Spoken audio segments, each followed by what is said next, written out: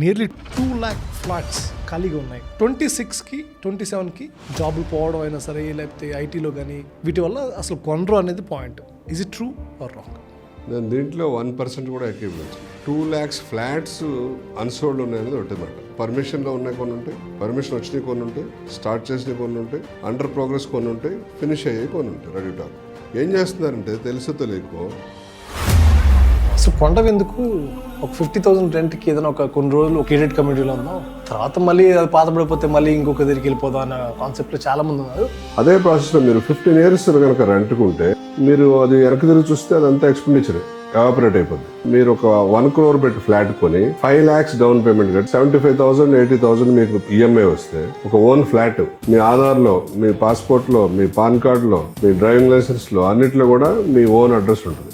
ఎవరిని అడిగితే ఎక్కడ ఉంటున్నామంటే ఫ్లాట్లో ఉంటే ఓనా రెంట్ అని అడుగుతారు. ఫస్ట్ మీరు కాలర్ ఎగరేసి కాన్ఫిడెంట్గా ఓన్ హౌస్ అని చెప్పొచ్చు. మీరు ఎప్పుడు మోకిలా ఐడెంటిఫై చేశారు it will be next big? నేను మోకిలాకి 2003 నుంచి తిరుగుతున్నాను. 2003 చిన్న సింగిల్ రోడ్ ఉండేది, వెళ్తూ ఉండేవాడిని, చూస్తూ ఉండేవాడిని. నాకంటే ల్యాండ్స్ మీద మక్కువ ఎక్కువ, బాగా ఇంట్రెస్ట్. అసలు 91, 92లోనే నేను 2-wheeler తీసుకుని నేను ఇంకో ఫ్రెండ్ శ్రీనివాస్ అని ఇద్దరం కలిసి మేము అబ్దుల్లాపూర్మేట వరకు వెళ్ళేవాళ్ళం ల్యాండ్స్ చూస్తే. ఎక్కడ సార్ అది?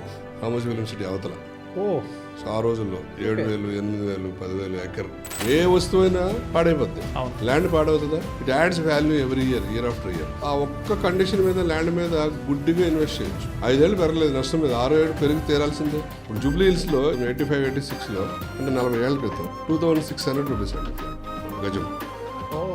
నాకు ఈరోజు అర్థమైంది ఏంటంటే ఈ ఓవరాల్ కాన్వర్సేషన్లో రియల్ ఎస్టేట్ పడడం లేవడం పక్కన పెడితే కొనడం ఇంపార్టెంట్.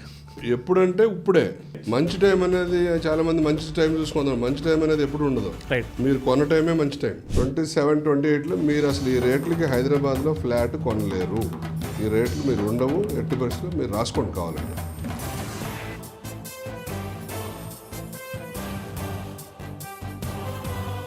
చాలామంది ఛానల్ చూస్తున్నారు కానీ సబ్స్క్రైబ్ చేసుకోవట్లేదు. Almost 96%.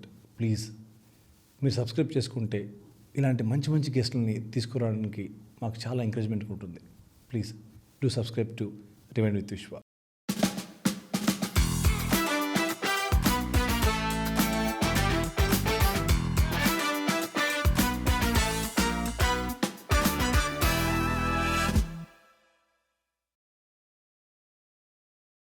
Sir thank you so much.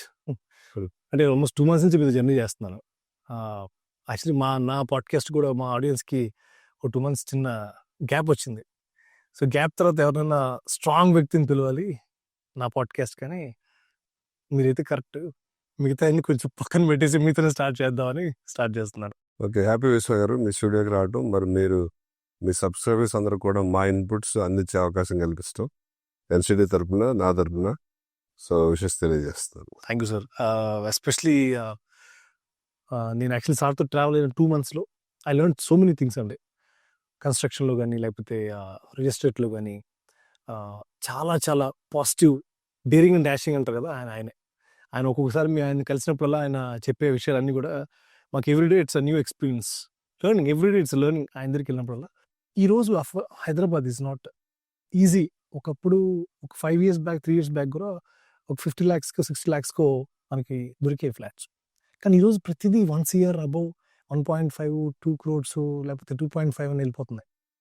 అసలు మిడిల్ క్లాస్ వ్యక్తి హైదరాబాద్లో ఇల్లు అసలు ఫ్లాట్ కానీ కొనగలడా? మీరు సామెత అంటే ఇల్లు కట్టి చూడు పెళ్లి చేసి చూడు సామెత. అవును కదా. అంటే మన పెద్దలు అలాంటి ప్రతిదీ సామెత ఎందుకు పెట్టారంటే అవి వాడుకలో వచ్చినట్టు అనుభవాలను తీసుకుని సామెతల రూపంలో మనకు అందించారు. ఎందుకంటే ఆ విషయాన్ని మర్చిపోకుండా సామెతల రూపంలో ఉంటే అందరం కూడా గుర్తుపెట్టుకుంటాం. వాటిని అప్పుడప్పుడు మనం వాటిని ఉచ్చరిస్తూ ఉంటాం. తద్వారా మనకు దాని మీద ఉన్న ఇంపార్టెన్స్, అవగాహన వచ్చి మళ్ళీ మనం అవి మర్చిపోకుండా ఉండడం కోసం అలా సామెతల రూపంలో పెట్టారు. పెద్దల మాట సర్దుముట్ట అని ఎందుకు పెట్టారంటే పెద్దల మాట వినమని. సో ఇది ఇల్లు కట్టి చూడు పెళ్లి చేసి చూడంటే ఆ రెండు అంత ఇంపార్టెంట్ అని లైఫ్లో.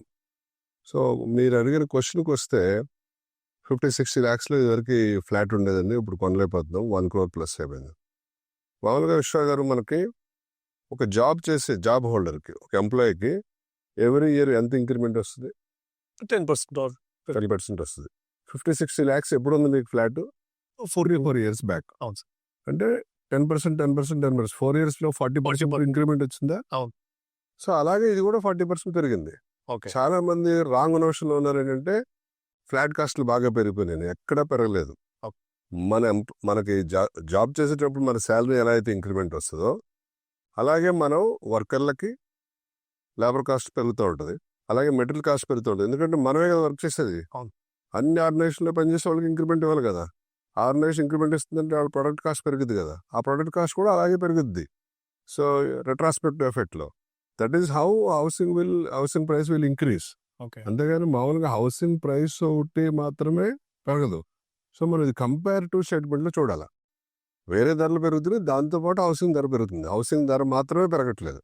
సో అది ఎప్పుడు కూడా కరెక్ట్ కాదనమాట. అప్పుడు 60 లక్షలు ఇప్పుడు 1 crore అయింది. అప్పుడు శాలరీ మనకు 4 ఇయర్స్లో 10%, కొందరు 10 పెరుగుద్ది, కొందరు 15 పెరుగుద్ది. సో అదే రేంజ్ పెరుగుతూ వచ్చింది. సో ఆదాయాన్ని బట్టి ఖర్చు కూడా పెరుగుతూ ఉంటాయి. సార్ యాక్చువల్లీ చాలామంది మా సర్కిల్లో కూడా అసలు కొండవెందుకు, మనం యాక్చువల్లీ ఒక 50,000 రెంట్కి ఏదైనా ఒక కొన్ని రోజులు ఒక 5 ఏళ్ళు ఒక గేటెడ్ కమ్యూనిటీలో ఉందాం, తర్వాత మళ్ళీ అది పాతపడిపోతే మళ్ళీ ఇంకొక దగ్గరికి వెళ్ళిపోదాం అన్న కాన్సెప్ట్లో చాలామంది ఉన్నారు. కొనకుండా కూడా ఏముంది ఇప్పుడు మన ఫ్యూచర్గా దానికి ఏమి ఇక్కడే స్టాండ్గా ఉండాలని లేదు, అదర్ ప్లేస్లో కూడా మనం ఎంజాయ్ చేయొచ్చు కదా అంటారు. బట్ వీళ్ళకి ఏం చెప్తారు మీరు? ఇది పెద్ద బ్రేక్ త్రూ క్వశ్చన్ అవుతుంది ఇవాళ. అవునా? ఎందుకంటే చాలా మంది, అది నేను చెప్పాలనుకున్నా కూడా చాలా పరిస్థితుల్లో, ఎందుకంటే మన నిత్యం మనం చేసే కార్యక్రమాల్లో బిజీగా ఉండి విల్ సీ లేటర్ అని చెప్పి చూద్దాంలే అని అలా నెగ్లెక్ట్ చేసుకుంటా అదే రెంట్ హౌస్లో కొనసాగుతూ వెళ్తూ ఉంటారు. మీరు అన్నారు 50-60 వేలు రెంట్ పెడితే హాయిగా అయిపోతుంది కదా. సపోజ్ 15 years మీరు 50-60 వేలు రెంట్లో ఉన్నారనుకుందాం.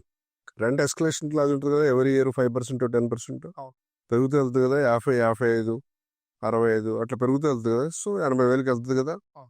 అదే ప్రాసెస్లో మీరు 15 years కనుక రెంట్కుంటే 12,896 9.6 lakhs per annum into 15 years pay చేస్తే మీరు అది వెనక్కి తిరిగి చూస్తే అదంతా ఎక్స్పెండిచర్ ఎవాపరేట్ అయిపోద్ది.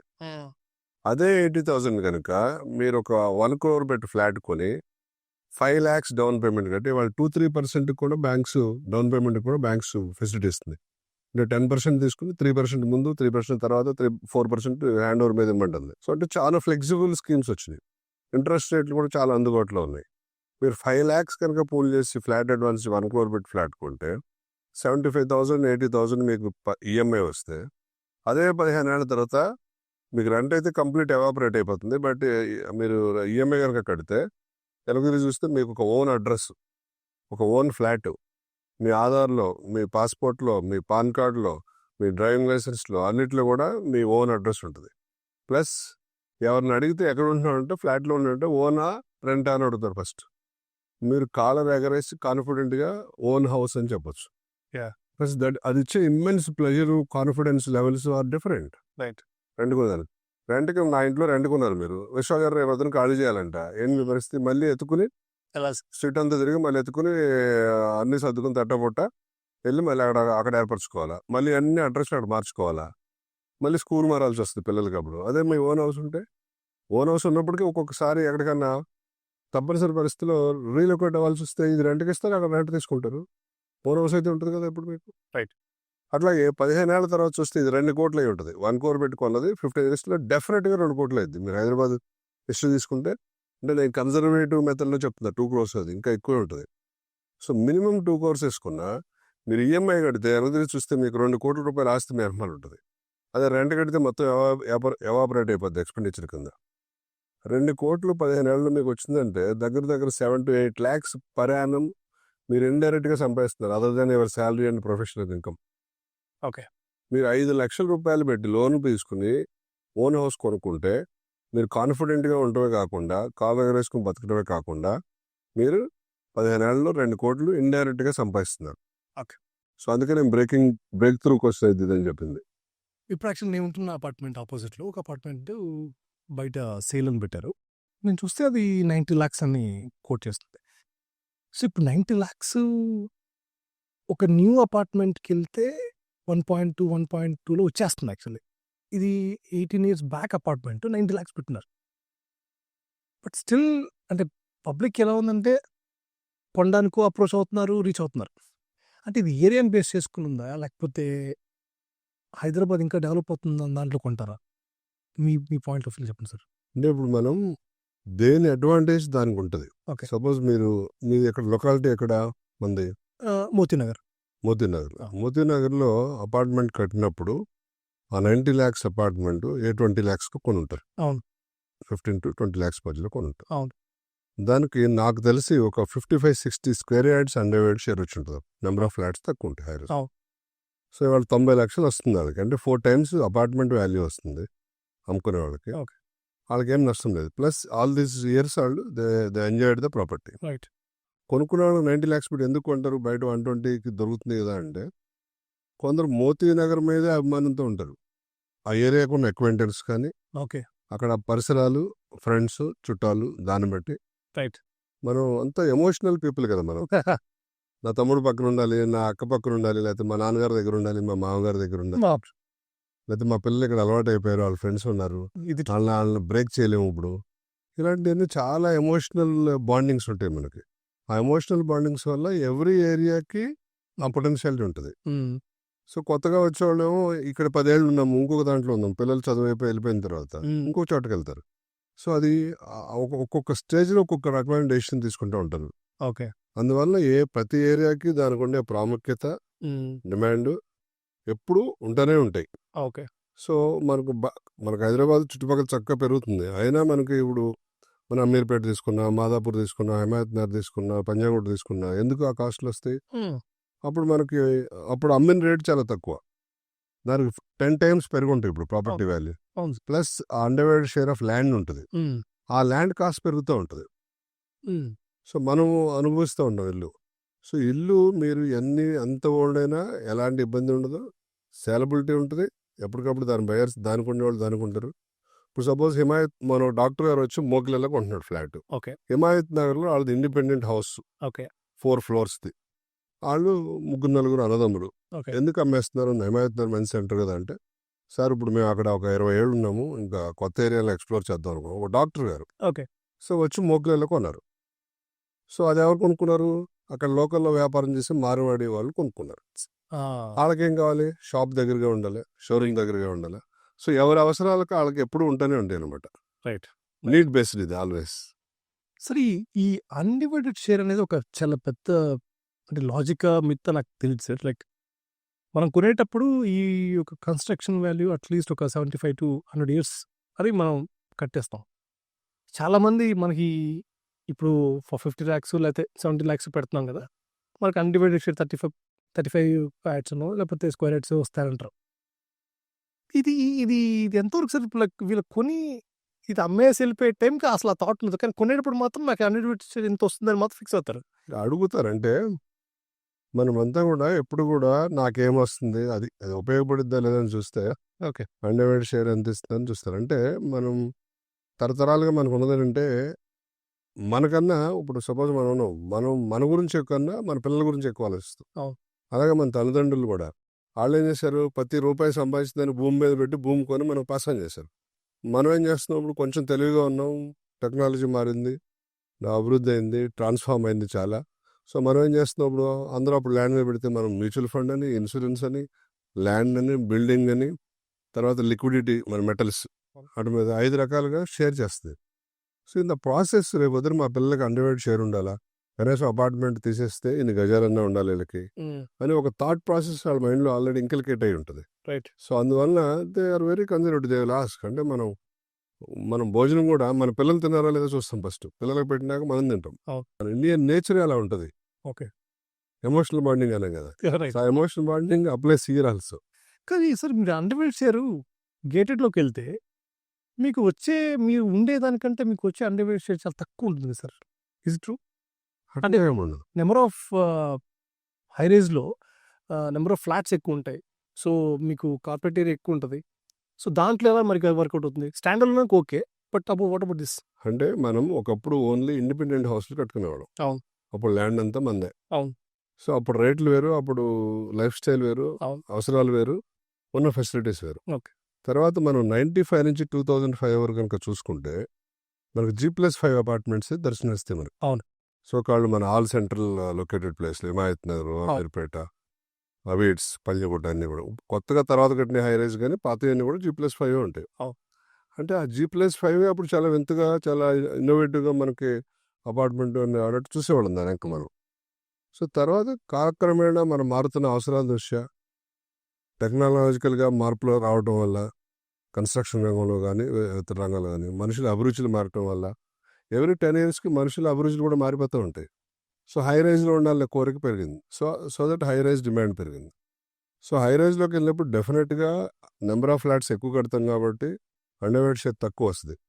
అందుకే మేము యాజ్ ఎ బిల్డర్ ఎన్సిడి మేము చాలా జాగ్రత్తగా అన్ని స్టడీ చేసి పర్ ఏకర్ లోయెస్ట్ డెన్సిటీ మేము అరౌండ్ 90 ఫ్లాట్సే కడుతున్నాం. ఓకే. వేరాజ్ హై రైజ్లో 180, 170 అలా ఫ్లాట్లు కడుతుంటే రైట్. అన్నిటిని బ్యాలెన్స్ చేయాలి, టెక్నాలజీని వాడాలి, ఎమ్యూనిటీస్ ఇవ్వాలి, ఫెసిలిటీస్ ఇవ్వాలి, దాంతోపాటు లో డెన్సిటీ మన ఇది కూడా ఎక్కువ రావాలి అండర్వేట్ షేర్. నెక్స్ట్ తరం వాళ్ళు కూడా హ్యాపీగా ఉండాలి ఉద్దేశంతో మేము పర్ ఏకర్ బిలో 100 ఫ్లాట్సే కడుతున్నాం మేము. ఓకే. కాకపోతే మనం ఇప్పుడు మీరు అన్నట్టు 50-60 ఏళ్ళు బిల్డింగ్ 100 years మనం ఆ బిల్డింగ్ ఉంటుంది మనకి. సో 100 years తర్వాత ఎలా ఉంటుందో ఏంటో తెలియదు మనకి. Yeah. సో ఇవాళ we have to live today first. Right. So 100 years తర్వాత వచ్చే మన మన అండర్వేట్ షేర్ ల్యాండ్ కన్నా ఇవాళ ఉన్న జనరేషన్ ఇవాళ ఎలా బతుకుదాం, ఓకే. కంఫర్ట్గా ఎలా ఉందాం, ఏం ఎమ్యూనిటీస్ ఇస్తున్నారు, ఏం ఫెసిలిటీస్ ఇస్తున్నారు, హై రైజ్లో ఉన్న అడ్వాంటేజ్ ఏంటి, వ్యూ ఏంటి అనే దాంతో హై రైజ్కి ఎక్కువ డిమాండ్ పెరిగింది. ఓకే.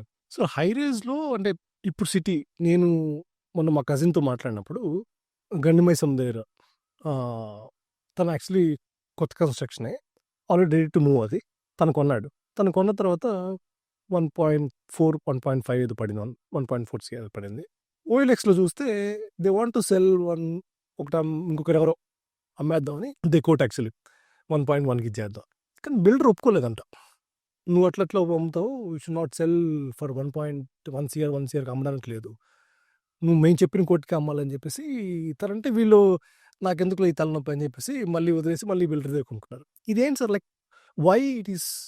ఇప్పుడు తన సొంత ఇల్లు వచ్చేసింది, తన కొనుక్కున్నాడు, బ్యాంకులో లోన్ పెట్టుకున్నాడు, కట్టుకుంటున్నాడు, వీళ్ళు ఆపడానికి గల కారణం ఏంటి?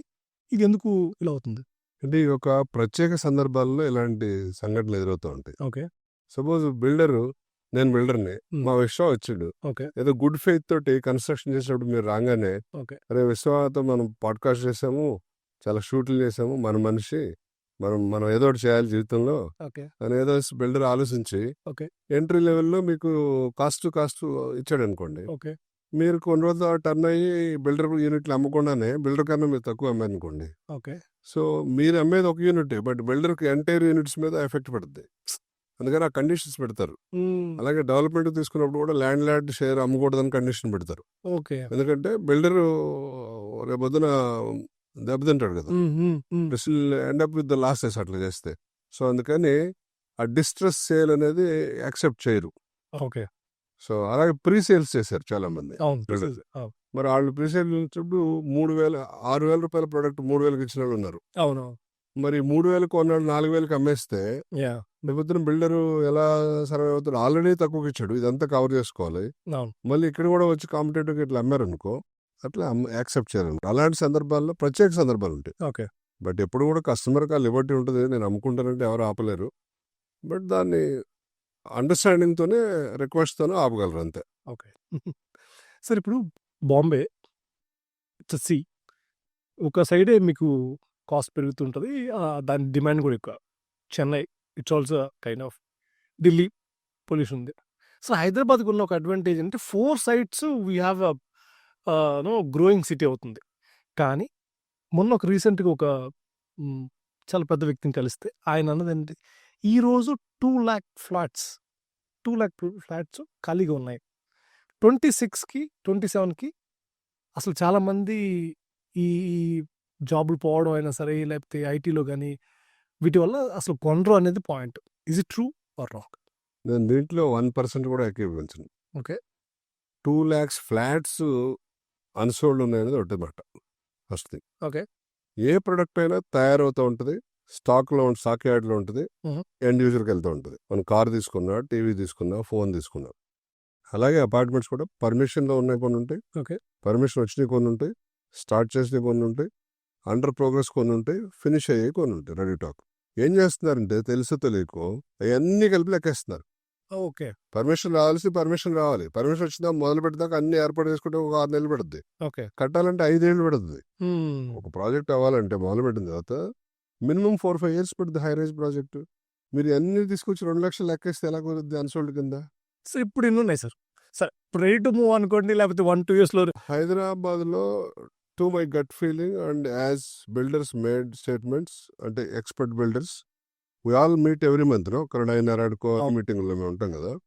సో అరౌండ్ 35,000-40,000 ఓన్లీ అవైలబుల్ ఉంటాయి 35-40 అంతే, నాట్ మోర్ దెన్ దట్. అంటే మీరు రెడీగా కట్టి ఉన్న యూనిట్లు, కట్టి ఉన్న యూనిట్స్. రెడీ టు ఆక్యుపై ఉన్న యూనిట్లు, నాట్ మోర్ దెన్ దట్. కడవన్నీ ప్రోగ్రెస్లోనే ఉంటాయి వేరే స్టేజెస్లో.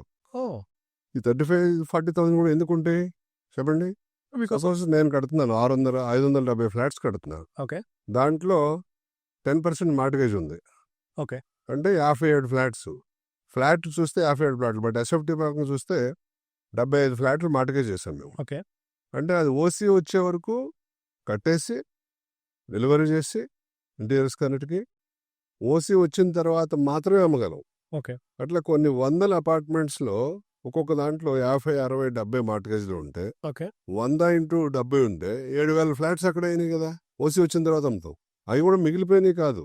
ఓకే. ఓసీ వచ్చిన తర్వాత ఓసీ తీసుకుని అమ్మాలండి రూల్ ప్రకారం.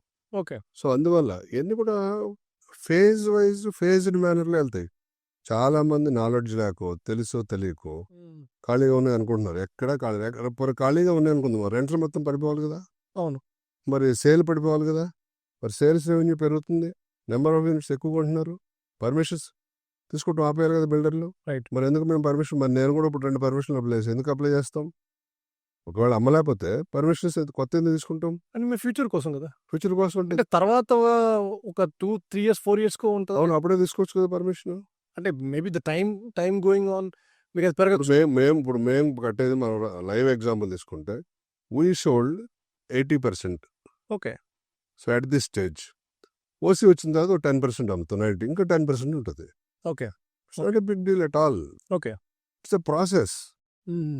అలా లెక్కేసాం అనుకోండి, ఒక కార్ల కంపెనీ తీసుకుందాం అనుకోండి. ఓకే. ఒక మంచి కార్ల కంపెనీ తీసుకుందాం, బెంచ్ కారు లేదా ఆడియో తీసుకుందాం అనుకోండి. తీసుకుంటే తయారయ్యి అక్కడి నుంచి లారీల్లో లోడ్ చేసాయి, అక్కడికి వచ్చి స్టోర్లో ఉండే గోడౌన్లు ఉండే, లెక్కేస్తే ఎన్ని ఉంటాయి స్టాక్? చాలా ఉంటాయి. 1000 అమ్మాయి ఉంటే 3,000 ఉంటాయి అన్నమాట. So can we count like that? No, it's a process. Right. షోరూంలో అమ్ముడవుతూ ఉంటే వచ్చే షోరూంలో మా స్టాక్ యార్డ్ నుంచి షోరూమ్కి వస్తాయి, మన మ్యానుఫ్యాక్చరింగ్ కంపెనీ నుంచి స్టాక్ యార్డ్కి వస్తే ఇట్స్ ఎ ప్రాసెస్. అపార్ట్మెంట్స్ కూడా permission stage, starting stage, middle stage, finishing stage, OC వచ్చింది ఇట్లా స్టేజ్. ఏ స్టేజ్లో కావాల్సిన ఆ స్టేజ్లో ఎంట్రీ కొనుక్కుంటూ ఉంటారు. ఓకే. అయితే మీరు అన్నట్టు హైదరాబాద్లో ఇప్పుడు ఎలాంటి ఇబ్బంది లేదు. ఓకే. కాకపోతే కరెక్షన్ వచ్చింది. ఓకే. 2023 ఎండ్ నుంచి 24, 25. ఓకే. 26 ఇప్పుడు కొంచెం గేరప్ అయింది లాస్ట్ 2-3 months నుంచి. Okay. 27, 28 will be fully bullish. 26 will be mix ఉండొచ్చు. ఓకే. 27, 28లో మీరు అసలు ఈ రేట్లకి హైదరాబాద్లో ఫ్లాట్ కొనలేరు. ఈ రేట్లు మీరు ఉండవు. ఎట్టి పరిస్థితుల్లో మీరు రాసుకోండి కావాలంటే. చాలా స్ట్రాంగ్గా చెప్తాను. వెరీ స్ట్రాంగ్గా. అండ్ అంత స్ట్రాంగ్గా 27కి అలా ఉండబోద్ది అనేది చాలామంది ఓ పక్క ఏఐ వల్ల చాలా ప్రాబ్లం అవుతుంది, ఇండస్ట్రీస్ కొలాప్స్ అవుతాయని మీరు అది ఒక జరుగుతుంది. మీరు చెప్పేదేమో ఇది స్ట్రాంగ్గా ఉండిపోతున్నారు.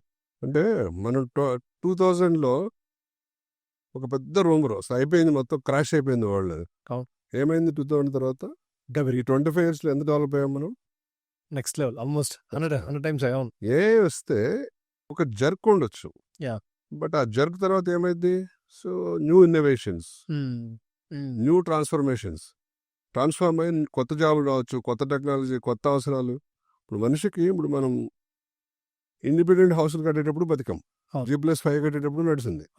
ఇవాళ 20 floors అప్పుడు నడిచింది, 30 floors నడిచింది, ఇవాళ 50 floors కడుతున్నాం. అయినా అవసరాలు పెరుగుతూనే ఉన్నాయి, కడతానే ఉన్నాం. మరి ఇదంతా ఎలా? We are transforming. That is what I said. Every 10 yearsకి వీ నీడ్ టు కన్సాలిడేట్. మన అసెట్స్ కానివ్వండి, ఈవెన్ అలవాట్లు కూడా మార్చుకోవాల్సి వస్తుంది పరిస్థితులు బట్టి. డ్రెస్సింగ్ స్టైల్ కూడా మారుతుంది కదా. మనం వేసుకున్న షూలు కూడా మారుతుంది కదా, పెట్టుకునే కలర్లు కూడా మారుతుంది కదా. సో మరి అలాంటప్పుడు మన జీవన విధానం అంతా మారుతున్నప్పుడు, టెక్నాలజీ మారుతున్నప్పుడు న్యూ ఇన్నోవేషన్స్ వస్తాయి, న్యూ జాబ్స్ వస్తాయి. Right. So it's big with అయితే yes it's not going to ఇప్పుడు నో నో నో డల్ గా ఉంది. అస్సలు అది ఓన్లీ పర్సెప్షన్, ఆ ఫీలింగ్ అంతే. మ్మ్. అంటే యద్భావం తద్భూషణ వాళ్ళు చూసే విధానంలో ఉంటుంది. ఓకే. అంటే న్యూస్ లో కానీ లేకపోతే అంటే ఇది మార్కెట్ అప్ అండ్ డౌన్ జరగడానికి గల కారణం ఓన్లీ ఈ వీటి మీద ఈ కాన్వర్సేషన్స్ మీద జరుగుతుంటాయి సార్, లేకపోతే అంటే న్యూస్ లో రావడం paper లో- వాటిని మామూలుగా నీడ్ బేస్డ్ పీపుల్ పెద్ద పట్టించుకోరు. ఓకే. ఒక 5 to 10% పీపుల్ మాత్రం ఇన్ఫ్లుయెన్స్ అవుతారు వాటికి. ఓకే. అంటే కాకపోతే మనకి 2014లో నుంచి 2025 వరకు చూసుకుంటే 2023 వరకు గ్రోత్ చాలా హై ఉంది. ఓకే. మధ్యలో కోవిడ్ వచ్చింది, కోవిడ్ తర్వాత చాలా గ్రోత్ హై వచ్చింది. ఎవ్రీ 10 yearsకి మనకి సైకిల్ అయిపోయిన తర్వాత పీక్ వెళ్ళిపోయిన తర్వాత కొంచెం ప్యారలల్ గ్రోత్ ఉంటుంది ఎప్పుడు కూడా. ఓకే. సో అక్కడ ఒక 2 to 3 years పాజ్ తీసుకుంటుంది. ఓకే. ఆ 2 to 3 years పాజ్లో అసలు తెలుగులో అయితే అప్పుడు ఎంటర్ అవ్వాలి. మ్మ్. మనం చాలా మనం ఏం చేస్తామంటే మార్కెట్ పెరిగేటప్పుడు పరిగెట్టుకెళ్ళి కొంటాం, అయిపోతుందంటే లేదంటే 100 రూపాయలు దాన్ని 120 రూపాయలు పెట్టుకుంటాం. 100 రూపాయలు 95 రూపాయలకి ఇస్తున్నారంటే కొనరు. ఓకే. సో ఈ 2-3 yearsలో ఇన్వెస్ట్ చేసిన వాళ్ళు they will get more benefits. Okay. Rally start అయిన తర్వాత మనం షేర్ మార్కెట్ కూడా చూడండి, అవును. పెరుగుతున్నప్పుడు కొంటాం, వెళ్ళి పెరిగిపోయిన తర్వాత 5 రూపాయల షేర్ 10 అయిన తర్వాత 15 అయిన తర్వాత ఎంటర్ అవుతూ ఉంటాం. తగ్గినప్పుడు కొనం, తగ్గిపోతుందని అప్పుడు అమ్మేస్తాం తగ్గేటప్పుడు. అవును. So which is wrong 100%. True. So కాబట్టి మనం దీన్ని చాలా బ్యాలెన్స్డ్ డెసిషన్ తీసుకోవాలి. దాన్ని ఓకే. మార్కెట్ ఇన్ఫ్లుయెన్స్తో కాదు, మీ విజ్ఞత మ్మ్. మీరు ఆలోచించి మన పరిస్థితి ఏంటి, మనకి ఏం కావాలి, ఎప్పటికి కావాలి, ఓకే. ఇవాళ కాదు కదా ఇదంతా. రైట్. అవును. సో దాన్ని ప్లాన్ చేసుకుని మార్కెట్ స్తబ్దుగా ఉన్నప్పుడు, ప్యారలల్ గ్రోత్ ఉన్నప్పుడు చక్కగా ఇన్వెస్ట్ చేస్తే మంచి రిటర్న్ వచ్చే అవకాశం కూడా ఉంటుంది మనకి. సార్ ఎక్కువ ప్రీ లాంచ్ ఆఫర్స్ ఉంటాయి. ఒక కన్స్ట్రక్షన్ స్టార్టింగ్లోనే ఒక ప్రైస్ ఉంటుంది, తర్వాత దాన్ని బేస్ చేసుకుని 27కి ఇప్పుడు ఫర్ ఎగ్జాంపుల్ 26 అనుకో 27, 28 మీకు ఇస్తామని చెప్పేసి లాంచ్ ఆఫర్స్ ఉంటాయి. సో ఈ ప్రీ లాంచ్ ఆఫర్ వల్ల యాక్చువల్ కస్టమర్ బెనిఫిట్ ఏంటి సార్? సో ఇక్కడ ప్రీ లాంచ్ అంటే 2-3 రకాల డెసిషన్స్ ఉంటాయి. ఓకే. సిచ్యువేషన్స్. ఒకటి, కొందరు ల్యాండ్ కొనేటప్పుడే ప్రీ లాంచ్ చేసి మీ కస్టమర్ దగ్గర డబ్బులు కలెక్ట్ చేసి ల్యాండ్ కొంటున్నారు. ఓకే. అది చాలా వేగ్గా ఉంటుంది. ఓకే. 2, ల్యాండ్ కొన్న తర్వాత పర్మిషన్ తెచ్చే ముందు కొందరు ప్రీ లాంచ్ చేస్తున్నారు, ఓకే. అది కూడా వేగ్గానే ఉంటుంది. సో పర్మిషన్ వచ్చిన తర్వాత ప్రీ లాంచ్ చేస్తారు. అన్ని రకాల పర్మిషన్ తెచ్చి డ్రాయింగ్ అయిపోద్ది, మీకు అక్కడ ల్యాండ్ ఉంటుంది, ఫిజికల్గా డ్రాయింగ్ రెడీ అవుతుంది, ఓకే. పర్మిషన్ అప్లై చేస్తారు, అన్ని రకాల పర్మిషన్స్ వస్తే ఫీజులు కడతారు. ఓకే. అప్పుడు కన్స్ట్రక్షన్ చేయడానికి ప్రీ లాంచ్ చేస్తారు. ఓకే.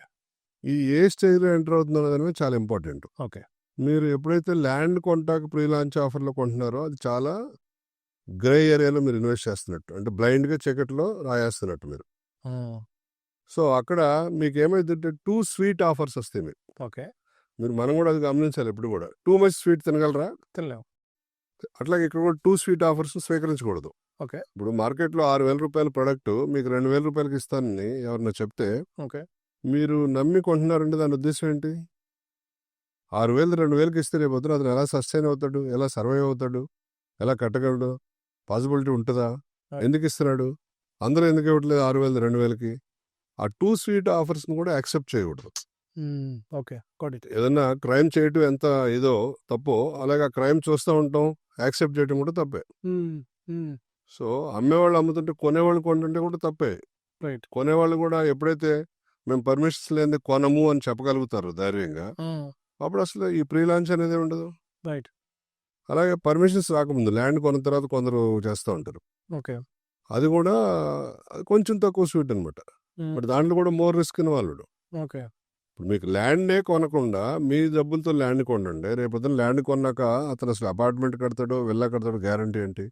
కట్టకపోతే మీరు ఏం చేయగలరు? రెరాలో కూడా కవర్ అవుతుంది, రెరా కూడా ఏం చేయగలదు? సో చట్ట ప్రకారం కోర్టుకి వెళ్ళాలి, కోర్టుకి వెళ్తే తేలుతాయి అవన్నీ. Okay. It takes its own time.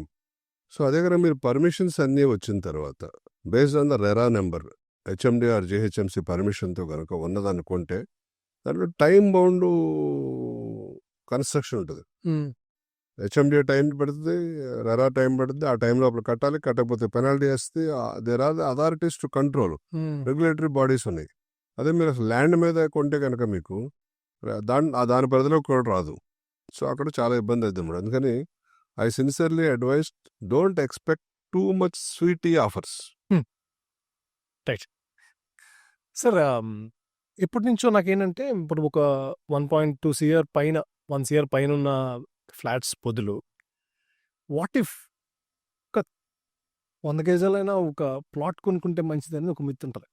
Myth కాదండి, జనరల్గా థాట్ ప్రాసెస్. Thought. ఒక ఒక భూమి మనకు ఉంటుంది కదా, దాంట్లో మనం కన్స్ట్రక్ట్ చేసుకోవచ్చు కదా అని ఉంటుంది. మీరు ఏమంటారు దానికి? భూమాత ఎప్పుడు మన చల్లగా కాపాడుతూ ఉంటుంది. నో డౌట్ కొనుక్కోవాలి పాటు. అవును. బట్ ఇక్కడ ఒక చిన్న ఏంటంటే ఓకే. మీరు గజాలు కొనాలి అంటే సెంటర్లో దొరకవు. అవును. లేఅవుట్లు మీకు దొరకవు. బయట ఉంటాయి, సిటీ బయట. అవును. సో అక్కడ అది ఒక లేఅవుట్, మనం లేఅవుట్లో ఇన్వెస్ట్ చేస్తున్నాం అంటే కనీసం 10 to 15 years టైం తీసుకుని ఇన్వెస్ట్ చేయాలి. సో మల్టీపోల్డ్ అయ్యి మనకు అది అందుబాటులోకి వచ్చింది, అది ఇల్లు కట్టుకుని మనం అక్కడ నివసించడానికి నివాసయోగ్యంగా ఉండాలంటే it takes its own time. Minimum 10 years పడుతుంది. సో అందుకే ఎక్కువ మంది ఈ హై రైజ్ ఫ్లాట్స్ ప్రిఫర్ చేసేది. ఎందుకంటే ఇది విత్ ఇన్ ద రీచ్ ఉంటుంది అనమాట. మనం పనిచేసేదానికి కానీ, మన పిల్లల స్కూల్కి కానీ, హాస్పిటల్స్ కానీ అన్నిటికీ అందుబాటులో ఉండాలి. సోషల్ లివింగ్ కదా, మనం సోషల్ క్రీచర్స్. అవును. సోషల్ లివింగ్ అందుబాటులో ఉండాలి కదా. అవును. ఎక్కడో ఇల్లు కడితే మనం మళ్ళీ అక్కడ బిక్కు వంట ఉండాలి, ఇంట్లో వాళ్ళని యాక్సెప్ట్ చేయరు, భయం ఉంది. ఈ ఎమోషనల్ బాండింగ్స్ అనేవి ఉంటాయి. సో అందుకని ఒక ఫ్లాట్ కొనుక్కోవాలి, ఓకే. లేదా ఒక విల్లా కొనుక్కోవాలి. ఓకే. ఒక సొంత ఇల్లు అంటూ ఏర్పాటు చేసుకున్న తర్వాత కొంత డబ్బులతో మళ్ళీ ఓకే. దూరంగా వెళ్ళి ప్లాట్లో కొనుక్కోవాలి. అది మన మన పిల్లలు 10 ఏళ్ళలో లేదా 5 ఏళ్ళలో ఉంటే దాన్ని బట్టి ఆ డిస్టెన్స్ని బట్టి కొనుక్కోవాలి మనం. ఓకే. వాళ్ళు మళ్ళీ 25 years 20 years వచ్చేపాటికి ఇది ఎంత పెరగాలి, ఏ రేంజ్లో ఉండొచ్చు, మనకి హిస్టరీ తెలుసు కాబట్టి దాన్ని బట్టి ఇన్వెస్ట్ చేయాలి. చదువుకు కావాలా, పెళ్ళికి కావాలా, Right. పెళ్ళైన ఒకటి కావాలా, రైట్. అది పెళ్ళైన తర్వాత వాళ్ళు ఇల్లు కట్టుకుంటాకి ఇవ్వాలా, ఇలా అన్ని రకాలు ఆ సిచ్యువేషన్ బట్టి, రైట్. అవసరాన్ని బట్టి. సార్ ఇప్పుడు ఫర్ ఎగ్జాంపుల్ నాకు ఒక అపార్ట్మెంట్ ఉంది సార్, నాకు ఒక ఫ్లాట్ ఇప్పుడు కొనుక్కున్నాను. ఇప్పుడు నాకు 25 lakhs 30 lakhs నా దగ్గర ఒక చేతిలో మనీ ఉంది. ఇప్పుడు మీరు చెప్పండి సార్, నాకు ఇన్వెస్ట్మెంట్ పరంగా నాకు సెకండ్ ఆల్రెడీ నా ఫ్లాట్ ఉంది, నా ఓన్ ఫ్లాట్ ఉంది, ఈ 35 lakhs లేకపోతే వచ్చే ఇన్కమ్ ఉంది, ఈ ఇన్వెస్ట్మెంట్ని నేను ఎక్కడ ఇన్వెస్ట్ చేయాలి? ఆల్రెడీ ఒక ఓన్ హౌస్ ఉంటే ప్లాట్ కొనుక్కోవచ్చు. ప్లాట్ కొనుక్కోవచ్చు, మీరు సిటీలో కాదు, ఎక్కడో. వెళ్ళి కొనుక్కోవాలి. లాంగ్ టర్మ్ ఇన్వెస్ట్మెంట్ అవుతుంది. ఓకే. ఓకే. సో మీరు అదే అక్కడ ఆల్రెడీ మనం ఇన్సూరెన్స్ కావాల్సింది కట్టాము, ఓకే. కావాల్సిన మ్యూచువల్ ఫండ్స్లో పెట్టాము లిక్విడిటీ కోసం. ఓకే. ఇది ఎక్స్ట్రా లిక్విడిటీ ఉంది. ఓకే. సో ఇది మనకి ఇమీడియట్గా అవసరం లేదు. దీంతో అంటే ఆ మనీ మనకి ఎప్పటికి రిలీజ్ అవ్వాలి అనే ఒక కంప్లీట్ క్లియర్ పిక్చర్ ఉంటే దాన్ని బట్టి మన ఇన్వెస్ట్మెంట్ డెసిషన్ ఉండాలి. ఎప్పుడైతే మీరు దూరంగా వెళ్ళి ప్లాట్ కొంటారో మీరు as and when you cannot liquidate that plot. Okay. It takes its own time to liquidate. ఎందుకంటే అవైలబిలిటీ చాలా ఎక్కువ ఉంటుంది. ఓకే. ఒకవేళ లిక్విడేషన్ ఉండాలి, నెలల ఆదాయం రావాలి అనుకుంటే మళ్ళీ ఫ్లాట్ కొనుక్కొని రెంట్కి ఇవ్వాలి. ఓకే. అదొక సిస్టమ్. ఓకే. అప్పుడు ఏంటి, ఎన్ని సిటీలో ఉంటాయి, దగ్గర ఉంటాయి, లిక్విడేషన్ ఈజీ అవుతుంది. ఓకే. రెంట్ పెద్ద మీకు కంపల్సరీ చేయలేకపోయినా గ్రోత్ ఉంటుంది కదా, పెరిగే వాల్యూ, దానివల్ల బెనిఫిట్ అవుతారు ఇండైరెక్ట్గా. రైట్. సో ఈ రెండు కాదనుకున్నాడు మనం మ్యూచువల్ ఫండ్లోనో ఇన్సూరెన్స్లోనో కొంత పెట్టుకోవాలి. రైట్. సో మన 5 fingers లాగా ఒక 20% ఫిక్స్డ్ అసెట్ ఫ్లాట్ ఇల్లు, ఒక 20% insurance, 20% mutual fund, 20% land, okay. 20% metals మనకు కావాల్సినట్టు మీద కనుక షేర్ చేసుకోగలిగితే ఏది పెరిగినా ఏది తగ్గినా మీ లైఫ్లో ఎలాంటి ఇబ్బంది లేకుండా, గోల్డ్ మొత్తం పడిపోయింది ఏం ప్రాబ్లం, ఏదో ఒకటి పడుతుందంటే ఒకటి పెరుగుతుంది. రియల్ ఎస్టేట్ బాగా పెరుగుంటుంది. రైట్. సో రియల్ ఎస్టేట్ మొత్తం డమాలని మీరు ఎవరో టీవీలో వేసారు అనుకో, పడకపోయినా రియల్ ఎస్టేట్ పడదు ఎప్పుడు, పడదో డమాలని వేస్తారు నువ్వు వేసారనుకోండి. రైట్. అప్పుడు కొంచెం సైకలాజికల్గా డిప్రెస్ అయినా టు దట్ ఎక్స్టెంట్ గోల్డ్ పెరుగుంటుంది. రైట్. లేకపోతే మ్యూచువల్ ఫండ్స్ పెరుగుంటాయి, లేకపోతే ఇన్సూరెన్స్ వచ్చే బోనస్లు అన్నీ పెరుగుతాయి. ఇట్లా ఇన్సూరెన్స్ ఫిక్స్డ్గా ఉంటుంది కాబట్టి ముందే డిఫైన్ అయిపోయి ఉంటుంది కాబట్టి రైట్. ఈ 4 దెబ్బతిన్నా ఆ ఇన్సూరెన్స్లో వచ్చే డబ్బులు, దాంట్లో వచ్చే మన మంత్లీ కానీ ఇయర్లీ కానీ పెట్టుకునే స్కీమ్ ప్రకారం వచ్చేది ఎక్కడికి పోదు, హ్యాపీగా బతకవచ్చు. సో బ్యాలెన్స్డ్గా ఉండాలి, బ్యాలెన్స్డ్గా ఉండాలి. All 5 should not incline towards one single product. Absolutely. చాలా మందికి అవసరం సార్, ఎక్కడ ఇన్వెస్ట్ చేయాలి తెలియదు. సో వాళ్ళకి భయం ఉంటుంది, మనం కొనాలంటే నా దగ్గర అమౌంట్ ఉంది, నేను గోల్డ్లో పెట్టాలి, గోల్డ్ పెడతానే గోల్డ్ ప్రైస్ పెరిగిపోతుంది. సో లాట్ ఆఫ్ చాలా మంది ఉంటారు. విశ్వ గారు, ఏమండి మా దగ్గర గోల్డ్ బిస్కెట్లు ఉన్నాయి, పెట్టుకుని కొంచెం డబ్బులు ఇవ్వాలి, చాలా అర్జెంట్ అవసరం ఉంది, మళ్ళీ నెలలో మేము విడిపించుకుంటాం అని చెప్పి. ఎందుకంటే అది బ్యాంకులో పెడతా పనికిరాదు, గోల్డ్ బిస్కెట్లు గవర్నమెంట్స్ పెట్టగలరు. ఓకే. అలాగే crores of rupees ల్యాండ్ ఉంటుంది. చాలా మందికి లిక్విడేషన్ 100 కోట్ల రూపాయల భూమి ఉండి 50 లక్షలు కూడా తెచ్చుకోలేని వాళ్ళు చాలా మంది ఉంటారు ఆ టైంకి. సో అందుకని లిక్విడేషన్ ఈజ్ ఆల్సో, నీకు ఎంత ఆస్తుందని అనుభవించాలిగా.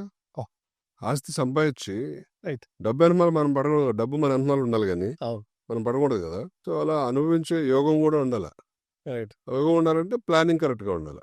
సార్ యాక్చువల్లీ చాలా మందికి ఇప్పుడు కోర్స్ ఐటీ పక్కన పెట్టేస్తే రెస్ట్ ఆఫ్ అదర్ పీపుల్కి ఒక 30,000 to 40,000 శాలరీలో ఉండే వాళ్ళకి ఇప్పుడు మీరు అన్నట్టు బ్యాంకర్స్ ఏదో ఉన్న దానికి తగ్గట్టుగా వాళ్ళు లోన్స్ ఇస్తారు, చేస్తాం. వాట్ ఇఫ్ దే వాంట్ అంటే వాళ్ళకి వచ్చేది చాలా సిటీకి దూరంగా వస్తుంది యాక్చువల్లీ, కొనాలనుకున్నా కొంచెం దూరంగా వస్తుంది వాళ్ళు. సో వీళ్ళకి ఒకవేళ ఇన్ కేస్ కొనాలనుకుంటారు కానీ తను ఉండే ప్లేస్లో కొనలేరు, చాలా దూరంగా వెళ్ళి కొనుక్కోవాల్సి వస్తుంది. ఓకే, మీరు ఏ అడ్వైజ్ ఇస్తారు సార్? అంటే మనకు అందుకే ఇవాళ రకరకాల SEZలని, ఓకే. తర్వాత మనకి ఫార్మా సిటీ అని, ఓకే. ఏఐ సిటీ అని, అవును. జినోమ్ వ్యాలీ అని, హైటెక్ సిటీ అని, ఇట్లా డిఫరెంట్ ప్లేసుల్లో డిఫరెంట్ డెవలప్మెంట్స్ అవుతూ ఉంటాయి. అవును. సో ఆ ప్రాసెస్లో అక్కడ అప్పుడు కొనుక్కుంటే తక్కువగా ఉంటాయి. రైట్. ఒకటి మీరేం చెప్పారు ఇందాక 50,000 శాలరీ వచ్చింది. 50,000 శాలరీ బ్రాకెట్లో ఉన్న వాళ్ళు ఏం చేయాలంటే ఇద్దరు ఎంప్లాయీస్ ఉంటారు జనరల్గా. ఓకే. సో ఇద్దరు ఎంప్లాయీస్ది పెట్టి లోన్ తీసుకోవచ్చు. రెండు, జనరల్గా మనం ఇండియన్ ఫ్యామిలీస్ అందరికి కూడా ఓకే. ఎంతో కొంత మన బ్యాక్ ఎండ్ ఆస్తులు ఉంటాయి. ఓకే. మన ఫోర్ ఫాదర్స్ ఇచ్చినవి కానీ, ఫాదర్స్ ఇచ్చినవి కానీ, మనం సంపాదించిన కానీ కొంత అసెట్ బేస్ కూడా పెడతా ఉంటాం. అవును. దాని సపోర్ట్ కూడా తీసుకోవాలి. బ్యాంకర్స్ ఇవన్నీ కూడా కన్సిడర్ చేస్తారు ఓకే. లోన్ ఇచ్చేటప్పుడు. మన మంత్లీ ఆదాయం, మనకున్న ఆస్తులు, వాటన్నింటిని కూడా extra mortgage, extra security, collateral security తీసుకుని కూడా లోన్ ఇస్తారు. సో ఇవన్నిటిని కలుపుకొని అదే నేర్చుకోవాలి ఫస్ట్. ఓకే. మనకి అవేర్నెస్, నాలెడ్జ్ ఉండాలి. మనం చేయలేంలే, మనకు రాదులే, రేపు చూద్దాంలే అనే అశ్రద్ధ మానేసి అసలు దాని మీద సబ్జెక్ట్ అవగాహన. ఇప్పుడు మనం పాడ్కాస్ట్ ఎందుకు చేస్తున్నాం? మనం ఏదన్నా ఒక 100 మందికో, 200 మందికో, ఒక 500 మందికో మనము నేర్చుకున్న విద్య, మనం 20 సంవత్సరాల్లో నేర్చుకున్న విద్యని వాళ్ళందరికీ ఒక గంటలో అందించడానికి మనం ప్రిసైజ్గా మాట్లాడి చేస్తున్నాం. ఇలాంటి ఇండస్ట్రీలో పెద్దలు చాలామంది ఇట్లా పాడ్కాస్ట్లు చేస్తున్నారు, రకరకాల ఇన్ఫర్మేషన్లు ఇస్తున్నారు. వాటన్నింటినీ కూడా వాచ్ చేసి అవగాహన చేసుకుని, డౌట్ ఉంటే క్వశ్చన్స్ వేసి, కనుక మీరు మీ లైఫ్ స్టైల్లో ఉన్న విధానాన్ని బట్టి, మీరున్న స్టేజ్ని బట్టి, మన జాబ్ని బట్టి డెసిషన్ తీసుకుంటే కొంత డౌన్ పేమెంట్ ఎక్కువ కట్టొచ్చు, ఇన్స్టాల్మెంట్ తక్కువ పెట్టుకోవచ్చు. రైట్. అట్లా రకరకాల ఆప్షన్స్ ఉన్నాయి మనకి. లేదు సార్, యాక్చువల్లీ మీరు లాస్ట్ టైం మిమ్మల్ని కలిసినప్పుడు కూడా ఒక విషయం చెప్పారు. యాక్చువల్లీ మన నాలెడ్జ్ కూడా చాలా ఇంపార్టెంట్. చాలా మందికి మనం పుష్ చేస్తుంటాం, అవును, ఇప్పుడు ఎందుకులే అని మనం పుష్ చేస్తాం. బట్ ఈ రోజు మనం ఇప్పుడు ఎందుకు అనే కాన్సెప్ట్ కాకుండా మనం ఎందుకు కొనలేము అనే పాయింట్ కానీ మనం థింక్ చేస్తే డెఫినెట్గా ఒక ఓన్ హౌస్ కొనొచ్చు అనేది మీకు ఆ రోజు నాకు ఇచ్చిన దయ్యం. అవును. అంటే అఫ్ కోర్స్ మనకి హైదరాబాద్లో కొనాలంటే ఇట్స్ నాట్ ఈజీ అనుకుంటాం కానీ, బట్ డేర్ చేసి ఆ నాలెడ్జ్ మీరు షేర్ చేశారు. అవును. సో ఆ నాలెడ్జ్ నా ఆడియన్స్ కూడా తెలుస్తుంది. ప్లస్ ఇట్ ఈస్ ఏ ఏరియాలో ఎలాంటి ప్లేసెస్లో ఉన్నాయి, ప్లస్ మీరు ఈ రోజు ఇన్వెస్ట్ అయిపోతే ఫర్దర్గా మీకు ఎలాంటి ప్రాబ్లమ్స్ వస్తాయని కూడా. జీవితం అనేది ఒక పోరాటం అండి. ఆ. మనం ఎక్కువగా సినిమా యాక్టర్లని, ప్లేయర్స్ని, రాజకీయ నాయకుల్ని ఇష్టపడుతూ ఉంటాం. మన అందరికీ మోజాలంటే అవును సార్. వాళ్ళు కూడా వాళ్ళ యొక్క వృత్తి కోసమే కష్టపడి పైకి వస్తారు. మనం అది గమనించి ఎంతసేపు వాళ్ళు చూస్తూ ఉంటాం. మనం అవును. మోడీ గారు ప్రైమ్ మినిస్టర్ అయ్యారు, రేవంత్ రెడ్డి గారు సీఎం అయ్యారు. మరి వాళ్ళందరూ ఒకప్పుడు ఏంటి, ఇలా కష్టపడి నేను అవ్వాలి, ఒక vision, I can do, I will do అనే ఒక పట్టుదలతో, సంకల్ప బలంతో అనుకుని దాన్ని తగ్గట్టు రూట్ మ్యాప్ తయారు చేసుకుని కష్టపడి ఆ స్టేజ్కి కొన్ని సంవత్సరాల తర్వాత చేరారు. హైటెక్ సిటీ కట్టేటప్పుడు అందరు నవ్వారు, హైటెక్ సిటీ ఎందుకు, అది పని లేదా అని. అవుటర్ రింగ్ రోడ్ అప్పుడు కూడా అలాగే అన్నారు. ఆ హైటెక్ సిటీ ప్రతిఫలాలు కానీ, రింగ్ రోడ్డు ప్రతిఫలాలు కానీ ఒక 10 సంవత్సరాల తర్వాత ప్రజలు అనుభవిస్తున్నారు. ఇవాళ రింగ్ రోడ్లు లేకపోతే అసలు హైదరాబాద్ ఊహించగలరా? హైటెక్ సిటీ లేకపోతే ఊహించగలరా?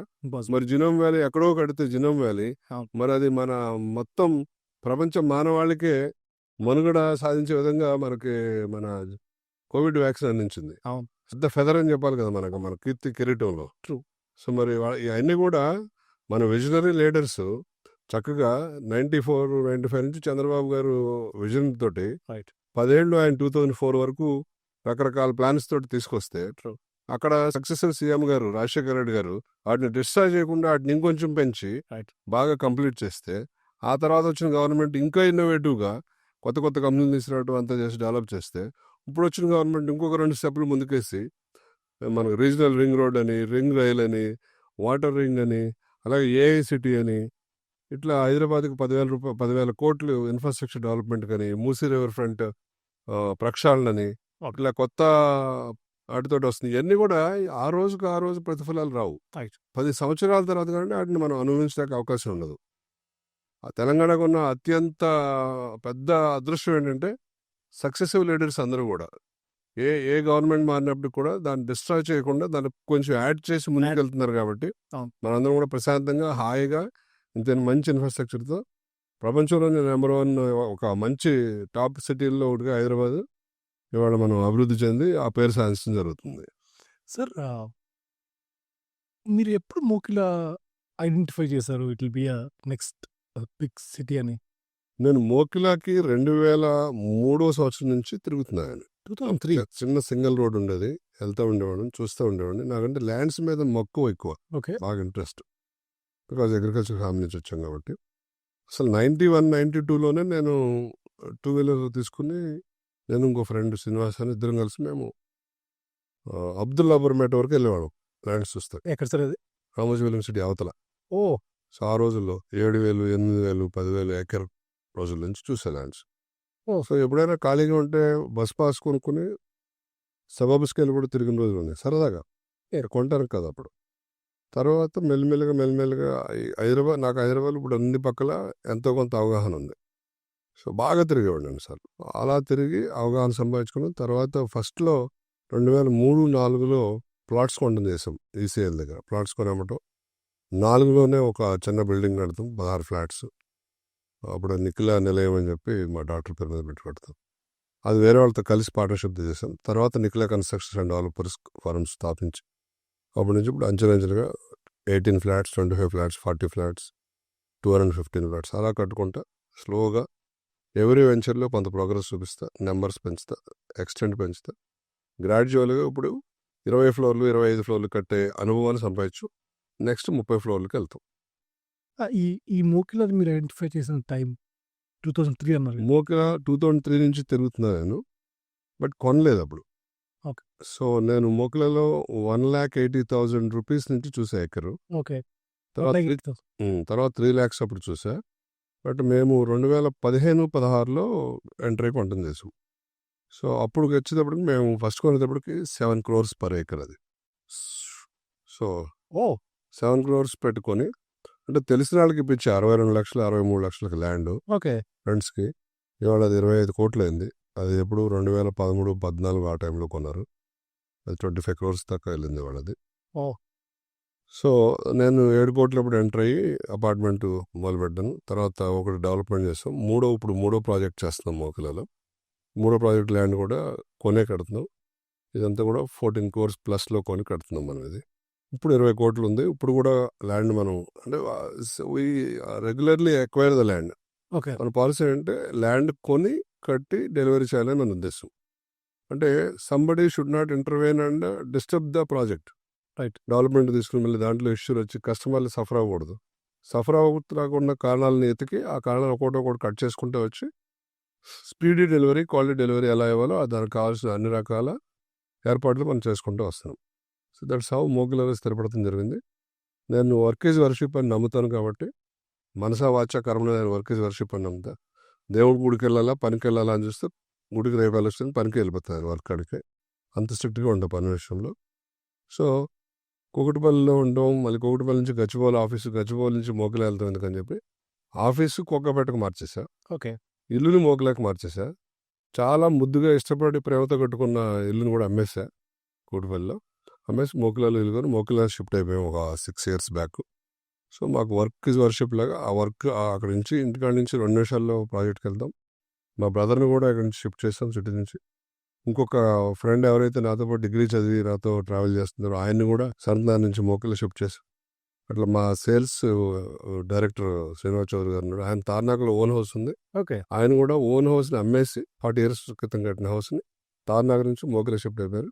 ఇట్లా మా టీం అంతా కూడా మోకిలాలో ఉంది. 4 పక్కల 4 ఉంటాం అనమాట. సో టీం అంతా మోకిలాలో ఉంటుంది. ఆఫీస్ కూడా దగ్గరలో ఉంటుంది. So we focusedly work land acquisition చేసి దాని పర్మిషన్ తెచ్చి కట్టి డెలివరీ చేస్తాం. అంటే కొన్ని ప్రాబ్లమ్స్ అవాయిడ్ చేయొచ్చు ఇలాంటి పరిస్థితుల్లో. అందుకని మోకిలా మీద అలా ఫోకస్ పెట్టి నెక్స్ట్ 10 ఏళ్ళకి సరిపడా ప్రాజెక్టులు కూడా మేము డిజైన్ చేసి పెట్టుకున్నాం. సార్ నాకు మీ కన్స్ట్రక్షన్ నాకు బాగా నచ్చిన ఇదేంటి సార్, మన ఎన్సీడీకి వచ్చాను. ఎన్సీడీకి వచ్చిన తర్వాత నేను యాక్చువల్లీ మా శివతో కూడా చెప్పాను, కోర్స్ వేరే కమ్యూనిటీస్ కూడా వెళ్ళాను. చాలా బ్యూటిఫుల్‌గా కన్‌స్ట్రక్ట్ చేశారు సార్. నాకు క్లబ్ హౌస్ అయితే గాని, లేకపోతే నాకు అక్కడే office like people who work from home కాకుండా వాళ్ళ ఇంట్లో ఒకళ్ళు వర్క్ చేసుకోకపోతే అక్కడే వచ్చి వర్క్ చేసుకోవడానికి కానీ, రెస్ట్ హౌస్ కానీ ఎంత బ్యూటిఫుల్‌గా ఉన్నాయంటే each and every craft was designed in well designed అనమాట. నాకనిపించింది ఈవెన్ చాలా taste even for ground and parking కూడా 3 అవర్స్ ఆఫ్ పార్కింగ్ పెట్టి పైనుంది. సో, నాకు యాక్చువల్లీ నేను చూసిన కొన్ని కమ్యూనిటీస్‌తో కంపేర్ చేస్తే, నేను వేరే అనుకన్నా చేస్తే ఇట్ వాస్ ఫెంటాస్టిక్. ఇది చెప్పి దానికి యాక్చువల్‌గా బ్యాక్‌కెళ్తాను సార్. అసలు మీకు కన్‌స్ట్రక్షన్ చేయాలని ఎప్పుడు అనిపించింది sir? What is the reason behind it? Construction 2004లోనే దానికి పునాది వేయడం జరిగింది. ఓహ్! ఓకే. సో, గత 21 ఇయర్స్ కంప్లీట్ చేసాం ఇప్పుడు కన్స్ట్రక్షన్ రంగంలో. వావ్! 99లో బిజినెస్‌కి వచ్చినప్పుడు కూడా 2004లో ఈ రియల్ ఎస్టేట్ కన్స్ట్రక్షన్ రంగంలో రావడం జరిగింది. ఫస్ట్ 16 ఫ్లాట్స్‌తో స్టార్ట్ చేసి ఇవాళ 600 ఫ్లాట్స్ కట్టే ఒక్కొక్క ప్రాజెక్ట్ కట్టే స్టేజ్‌కి తీసుకొచ్చాం. వావ్! అంచెలంచెలుగా. సో, ఇక్కడ చాలామంది ఈ మధ్యన ప్లాటింగ్ వెంచర్ వాళ్ళు వచ్చి గబిక్కన హైరైజ్ కడతాం. ఇలాంటివి కూడా చూస్తున్నాం. ఏ అనుభవం లేని వాళ్ళు కూడా వచ్చి గబిక్కన 20 ఫ్లోర్లు 30 ఫ్లోర్లు కడతాం. కానీ దానికి చాలా టెక్నికాలిటీస్ సపోర్ట్ కావాలి, అనుభవం కావాలి. అవును. అందుకే మేము ఫస్ట్ G+5 కట్టాం, G+6 కట్టాం. తర్వాత కమ్యూనిటీలు కట్టాం. హ్మ్. 200 ఫ్లాట్స్, 300 ఫ్లాట్స్ అట్లా. ఇప్పుడు 600 ఫ్లాట్స్ కడుతున్నాం. 15 floors, 4 podiums plus 15 floors, 19 floors. Now we applied for the 27 floors. So, అలా గ్రాడ్యువల్‌గా మేము ఇయర్ ఆఫ్టర్ ఇయర్ అనుభవం సంపాదించి ఒక కమ్యూనిటీ కట్టిన తర్వాత దాంట్లో ఉన్న సాధక బాధకాలు తీసుకొని ఎలా నెక్స్ట్ లెవెల్‌కి వెళ్ళాలంటే మళ్ళీ ఇంకేం ఇంప్లిమెంట్ చేయాలి, కొత్త టెక్నాలజీ, టెక్నికల్ నోహావ్ కానివ్వండి, ఎక్స్పర్టైజ్డ్ మ్యాన్ పవర్ కానివ్వండి, ఎక్స్పర్టైజ్డ్ కాంట్రాక్ట్స్ కానివ్వండి. 5 ఫ్లోర్లు కట్టిన వాళ్ళు 20 ఫ్లోర్లు కట్టలేరు. ఓకే. సో, ప్లంబర్ అవనివ్వండి, అక్కడ ఎలక్ట్రికల్ అవనివ్వండి, శానిటరీ అవనివ్వండి, తర్వాత మన ఈ వర్టికల్ ట్రాన్స్పోర్టేషన్ అవనివ్వండి, ఎంఈపీ కన్సల్టెంట్స్, దానికి డిఫరెంట్ కన్సల్టెంట్స్ ఉంటారు. హ్మ్. సో, ఎందుకంటే దానికి క్యాలిక్యులేషన్స్ వేరుంటాయి, దాని లెక్క అంతా వేరుగా ఉంటుంది, దాని ఎక్స్పర్టైజ్ దానికి ఉంటుంది. మీకు G+5 కట్టాలంటే ఒకళ్ళిద్దరు కన్సల్టెంట్స్ సరిపోతారు. ఓకే. బట్ మీరు 30 ఫ్లోర్స్ 40 ఫ్లోర్స్ కట్టాలంటే మినిమం 15 మంది కన్సల్టెంట్స్ ఉంటారు. అన్ని రకాల వాళ్ళు. ఆ ఎక్స్పర్టైజ్ కావాలి. మనకు కూడా అవగాహన ఉండాలి. మనకు పూర్తిగా అవగాహన అంటే మనం అచ్చగా కన్సల్టెంట్ మీద ఆధారపడినా మనం వాళ్ళు చెప్పిందని మనం డార్క్లో ఉండాల్సి వస్తుంది. సో, అందుకని అనుభవం సాధిస్తా అంచెలంచెలుగా తీసుకెళ్తున్నాం ఎన్సిటీని. ఇన్ ద ప్రాసెస్ పిల్లలిద్దరూ మాస్టర్స్ చేసి యూఎస్లో రావడం జరిగింది. నిఖిల మాస్టర్స్ వచ్చి ఇప్పుడు బ్యాక్ అండ్ అడ్మినిస్ట్రేషన్ అంతా చూస్తుంది. ఈ టెక్నికాలిటీస్, ఈ వెబ్సైటు, మన డిజిటల్ మార్కెటింగ్ అన్ని కంప్యూటర్స్ చదివింది కాబట్టి మాస్టర్స్ కంప్యూటర్స్ అవి. తర్వాత బాబు కూడా సివిల్ ఇంజనీరింగ్ తీసుకుని ఓహ్!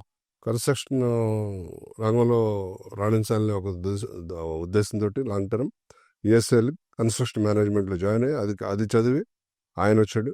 సో, అలా మనం ఏ రంగంలో ఉన్నామో ఆ రంగంలో నైపుణ్యత సాధించాలని చెప్పి పిల్లలిద్దరూ కూడా చదువుకొని రావటం, వాళ్ళు కూడా ఇండస్ట్రీ మనతో పాటు ఆర్గనైజేషన్లో జాయిన్ అవ్వటం, ఇప్పుడు దాన్ని ఇంకా స్ట్రెంథన్ చేసి నెక్స్ట్ లెవెల్ తీసుకెళ్ళిన ఒక సదుద్దేశంతో మనం ఎప్పుడు కూడా కట్టిన ప్రతి అపార్ట్మెంట్ కూడా వాళ్ళ వాల్యూకి మనీ యాడ్ చేయాలనేది ఒక పాలసీ పెట్టుకుంటాం. First thumb rule. Second timely delivery చేయాలనుకుంటాం NCT. Third quality whatever we promised అది డెలివరీ చేయాలనుకుంటాం. ఈ మూడింటిని ఫాలో అవుతే ఇన్నోవేటివ్గా కట్టాలనుకుంటాం. అందుకని నాకు సేల్ ప్రాబ్లం ఉండదు ఎప్పుడు. ఓకే. మాకు అసలు అందరూ డల్గా ఉంది లేదంటే మాకు సేల్ ప్రాబ్లం ఉండదు. We're able to sell as per our expectations కంఫర్టబుల్గా. సో, అసలు మోకిలా ఏరియాలో ఇవాళ కూడా ఎక్కడ పోడియం పార్కింగ్ అనేది లేదు. First time NCT podium parking తీసుకొచ్చింది. ఫస్ట్ గేటెడ్ కమ్యూనిటీ కట్టింది అపార్ట్మెంట్స్. అందరూ అప్పుడు నన్ను చాలా ఆశ్చర్యంగా చూశారు, ఇక్కడ మోకిలాలో గేటెడ్ కమ్యూనిటీ కడుతున్నాం అపార్ట్మెంట్ అని. తర్వాత దీన్ని మొదలుపెట్టినప్పుడు కూడా అందరూ ఆశ్చర్యపోయారు, ఏంటి ఇక్కడ 4 పోడియమ్స్, 15 అప్పర్ ఫ్లోర్స్, 19 ఫ్లోర్స్ కడుతున్నామని. ఆ తర్వాత వేరే వాళ్ళు కూడా పర్మిషన్ తీసుకొచ్చి కడుతుంది జరుగుతుంది ఇప్పుడు. కానీ పోడియం లేదు, సెల్లార్లతో ఉన్నాయి. సో, 2 క్లబ్ హౌస్ ఇచ్చిన అసలు ఎవరు లేరు. 2 క్లబ్ హౌసెస్ పెట్టాము. ఈ క్లబ్ హౌస్లు పెట్టినప్పుడు జనరల్గా మన గవర్నమెంట్ నాము, HMD నాము కన్స్ట్రక్షన్ ఏరియాలో 3% పెట్టాలి క్లబ్ హౌస్ ఏరియా. మనం 7.5% ఇస్తున్నాం రూల్స్. అలాగే కారిడార్ 2 మీటర్స్ ఉండాలి. నేను 2 మీటర్స్ ఎప్పుడు పెట్టిన కారిడార్. ఒక బ్లాక్ 10 ఫీట్ ఉంది, ఒక బ్లాక్ కొన్ని బ్లాక్స్ 8.3 ఫీట్ 8.5 ఫీట్ పెట్టాం.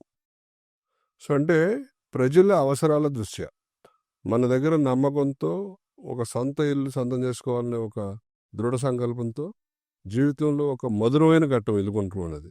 ఆ మధురమైన ఘట్టంలో మనం కొంచెం దాన్ని స్వీట్గా వాళ్ళకి హ్యాండ్ ఓవర్ చేయాలి తప్ప హార్ట్గా ఉండకూడదని మన వంతు బాధ్యత మనం చేస్తూ మన దగ్గర నుంచి లోపం లేకుండా వాళ్ళు అనుకున్న డ్రీమ్ హౌస్ సొంతం చేయడానికి అహర్నిశలు మేము టీము. సో నాకు ఇంకా వేరే పని పెట్టుకుని నేను వేరే ఎన్ని ఆఫర్లు వచ్చినా అసలు పక్కకు కూడా చూడను. Okay. So we strongly focus on the construction, delivery and quality. Okay. So అందువల్ల మేము సక్సెస్ఫుల్గా ఆడ చేయగలుగుతున్నాం. అలాగే డెన్సిటీ కూడా, డెన్సిటీ ఏం చేస్తుందంటే 30-40 ఫ్లోర్లు కట్టేసి 150 కట్టేద్దాం అనేది ఉండదు. చాలా జాగ్రత్తగా ఏరియాని బట్టి, ఇన్వెస్ట్మెంట్ బట్టి చూసి ఏకర్కి 100 లోపే వచ్చేటట్టు 90 ఫ్లాట్స్. అంటే మరీ కంజెషన్ అవ్వకూడదు మళ్ళీ. ఇప్పుడు మేము కట్టే 6 acres, ఓకే. 570 ఫ్లాట్స్ కడుతున్నాం. Okay. 2 క్లబ్ హౌస్లు ఇస్తున్నాం, టెర్రస్ ఎమ్యూనిటీస్ ఇస్తున్నాం. సో నేను I love NCT, I love Mokila అని పెట్టా బయట. Oh. సో జనరల్గా ప్రెస్ వాళ్ళు క్రిటిక్స్ ఉంటాయి, క్రిటిసైజ్ చేస్తారు. నాకు ఒక రోజు మార్నింగ్ శంకరపల్లి నుంచి ప్రెస్ సోదరులు ఫోన్ చేసి, sir we're proud of you, we're saluting you, hats off to you. మీరు బయట మీ కాంపౌండ్ వాళ్ళు లోపల ఏం చేశారో తెలియదు కానీ కాంపౌండ్ వాళ్ళు బయట కూడా మీరు చేసిన విధానం, మీ వర్క్ చూస్తే చాలా ముచ్చటేస్తుంది సార్. ఇలాంటి బిల్డర్లు కావాలి ఏరియాకి, ఆ ఏరియా డెవలప్ అవ్వాలంటే చెప్పారు. Then I felt very proud. So అలా పాజిటివ్ నోట్తో ఎన్సిటీ ఎప్పుడు కూడా ముందుకెళ్తూ ఉంటుంది. మీరు నాతో మాట్లాడినప్పుడు లాస్ట్ టైము ఆ లోకల్ ఎవరో మీరు వెళ్తున్న కార్ని ఆపేసి, ఏంటి సార్ మా ఏరియాలో కడుతున్నారు మాకేం ఎవరా అనేది, ఇలాంటి ప్రాబ్లమ్స్ చాలా వస్తాయని విశ్వాన్ని చెప్పారు. సో ఈ ప్రాబ్లమ్స్ ఎలా ఉంటాయి సార్? లైక్ అంటే బయట వాళ్ళకి చాలా సాఫీ కనపడతాయి, ఓకే చాలా పెద్ద పెద్ద బిల్డింగ్ కడుతున్నారు, డబ్బు ఎక్కువ ఉంటుంది అనేది. బట్ అండర్ దీంట్లో చాలా ప్రాబ్లమ్స్ ఉంటాయి, లోకలెట్స్లో కావచ్చు, మున్సిపల్గా కావచ్చు, ఇవన్నీ ఉంటాయి. How you manage this? అంటే మనం we can call it has professional hazards. Okay. ప్రతి ప్రొఫెషన్లో ఉన్న వాళ్ళకి కొన్ని హెరాస్మెంట్స్, హెజార్డ్స్ ఉంటాయి. కామన్. ఇప్పుడు పోలీసులు జాబ్ చేస్తుంది అనుకోండి, ఎస్పీ గారికో లేకపోతే డీసీపీ గారికో, ఏసీపీ గారికో, సిఐ గారికో వచ్చే ప్రెజర్స్ ఆడుకుంటాయి. అవును. అలాగే బిల్డర్ ఇన్కమ్ ట్యాక్స్ ఉంది అనుకో, వాళ్ళకి వచ్చే ప్రెజర్స్ ఆడుకుంటాయి. ఆ. Being a government officer also they have their pressures. Right. Being a మంత్రి గారు, మినిస్టర్ కూడా వచ్చే ప్రజల నుంచి ఆబ్లిగేషన్స్ ఆడుకుంటాయి ప్రెజర్స్, రైట్. ఎమ్మెల్యేకి అట్లా ప్రతి ప్రొఫెషన్లో కొన్ని హెజార్డ్స్ ఉంటాయి అన్నమాట. అవును. సో అలాగే బిల్డర్స్ కూడా కొంచెం ఎక్కువ ఉంటాయి. ఎందుకని మేము ఒక 10-12 డిపార్ట్మెంట్లని దాటుకుని వచ్చి కన్స్ట్రక్షన్ మొదలు పెట్టాలి. అవును. పర్మిషన్ తీసుకో. ఈ జర్నీ అంతా ఒక ఎత్తు. Submission, obedience, we have to fold our hands before so many people even though it is not required. So అవన్నీ దాటుకుంటా వచ్చి కన్స్ట్రక్షన్ మొదలుపెట్టిన తర్వాత ఏదో ఒక యాక్టివిటీ జరుగుతూ ఉంటాయి. పొలిటికల్లో, లేకపోతే టెంపుల్లో, లేకపోతే ఒక ఎనీ సోషల్ యాక్టివిటీకి ఫస్ట్ కనబడేది ఏంటి? ఒక వెంచరు లేకపోతే ఒక బిల్డరు. అంటే they come with good faith. అంటే సార్ ఉన్నారు అడుగుదాం, మనకు తెలిసిన బిల్డర్ శ్రీనివాస్ గారు, లేదా మనకు తెలిసిన బిల్డర్ ఉన్నారు, some support they will seek. So but వాళ్ళకి ఏంటంటే ఆ సాధక బాధకాలు అందరికీ తెలియదు. వాళ్ళ దగ్గర డబ్బులు ఉంటేలే అనుకుంటారు. ఒక్కొక్కసారి బిల్డర్కి ఈఎంఐ కడితే కూడా డబ్బులు ఉండవు. ఆయన ఆడబాధ ఎంత చెట్టుకి అంత కాలన్నట్టు. ఎందుకంటే మేము తెల్లారులేస్తే రోజు చెక్కులు సంతకం పెట్టి డైలీ ఇస్తూ ఉండాలి కదా. అవును.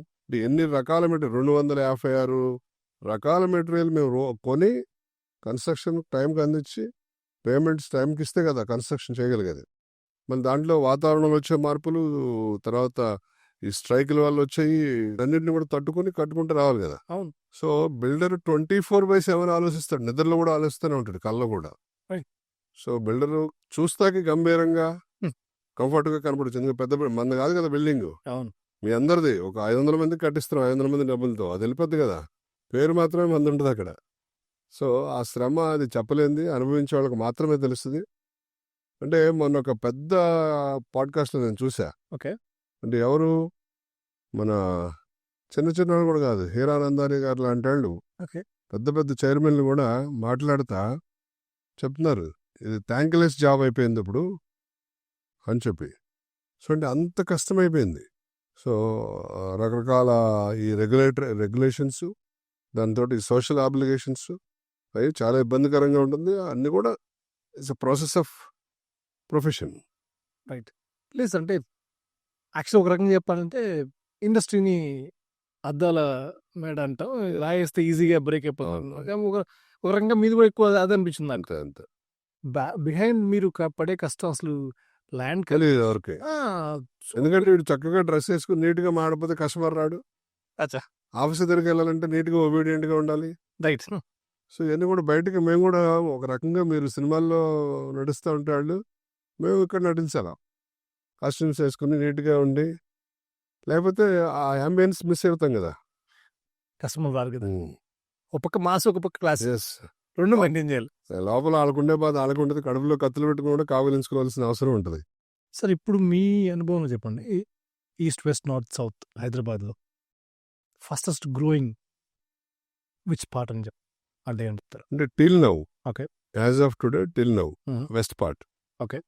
అంటే మనకి రిటర్న్ ఆన్ ఇన్వెస్ట్మెంట్లో కానివ్వండి, Mhm. లిక్విడిటీలో కానివ్వండి, తర్వాత కంఫర్ట్స్లో కానివ్వండి, ఎమ్యూనిటీస్ ఫెసిలిటీస్ అనుకోండి, west part is taking the leadership role. Reason అంటే ఇక్కడ మనకు వెస్ట్ పార్ట్లో ఐటీ సెక్టర్ అంతా వెస్ట్ పార్ట్లో ఉండటం వల్ల ఓకే. మన సైబర్ సిటీ కానివ్వండి, హైటెక్ సిటీ కానివ్వండి, ఫైనాన్షియల్ డిస్ట్రిక్ట్ కానివ్వండి, ఇప్పుడు వచ్చే అప్కమింగ్ నియోపోలిస్ కానివ్వండి, ఇది ఉండడం వల్ల దాని పెరిఫరల్ దాని చుట్టూ 10 కిలోమీటర్లు 15 కిలోమీటర్ల గాట్ ఇట్. ఎక్కువ డెవలప్మెంట్ వస్తుంది. దానివల్ల ఎంప్లాయీస్ అందరూ కూడా ఎలా ఆలోచిస్తారు, దగ్గరలో ఇల్లు ఉండాలి. రైట్. ఇన్ఫ్రాస్ట్రక్చర్ అంతా కూడా ఇక్కడ డెవలప్ అయి ఉంది. Right. Plus all new roads అన్ని కూడా మనకు చాలా wide and roads 100 feet 130 feet Right. 140 feet. అంటే ఇంకా ఏ సిటీలో కూడా ఇలాంటి రోడ్లు లేవు, అంతంత రోడ్లు లేవు. ఓకే. ఆ సిటీలో కూడా అంత పెద్ద రోడ్లు ఎక్కడ లేవు. ఆ ఏరియాకే అది అన్ని ఉండడం వల్ల సో మంచి infrastructure plus location okay. Plus IT sector అంతా లొకేట్ అయింది కాబట్టి అక్కడ west zone is playing a big role. Okay. So going forward ఇప్పుడు మనకి ఏఐ సిటీ అంటున్నారు, తర్వాత ఫ్యూచర్ సిటీ, ఏఐ సిటీ, దానికి కావాల్సిన ఇన్ఫ్రాస్ట్రక్చర్ రెడీ అవుతుంది. ఏదైనా విషయంగాను మనకి ఒక న్యూ సిటీ ఏర్పడాలన్నా, ఓకే. ఒక లొకేషన్ దానికి 100% మనకి దాని ప్రతిఫలాలు అందాలన్నా రైట్. ఒక 10 to 50 years పడుతుంది. Got it. సో దాన్ని దృష్టిలో పెట్టుకుని మన ఇన్వెస్ట్మెంట్ ఉండాలి. రైట్. మనకి ఇవాళ కావాలా, 5 ఏళ్ల తర్వాత కావాలా, 10 ఏళ్ల తర్వాత కావాలా, 15 ఏళ్ల తర్వాత కావాలా, రిటర్న్స్ అనేది ఆలోచించి ఇన్వెస్ట్మెంట్ పెట్టాలి.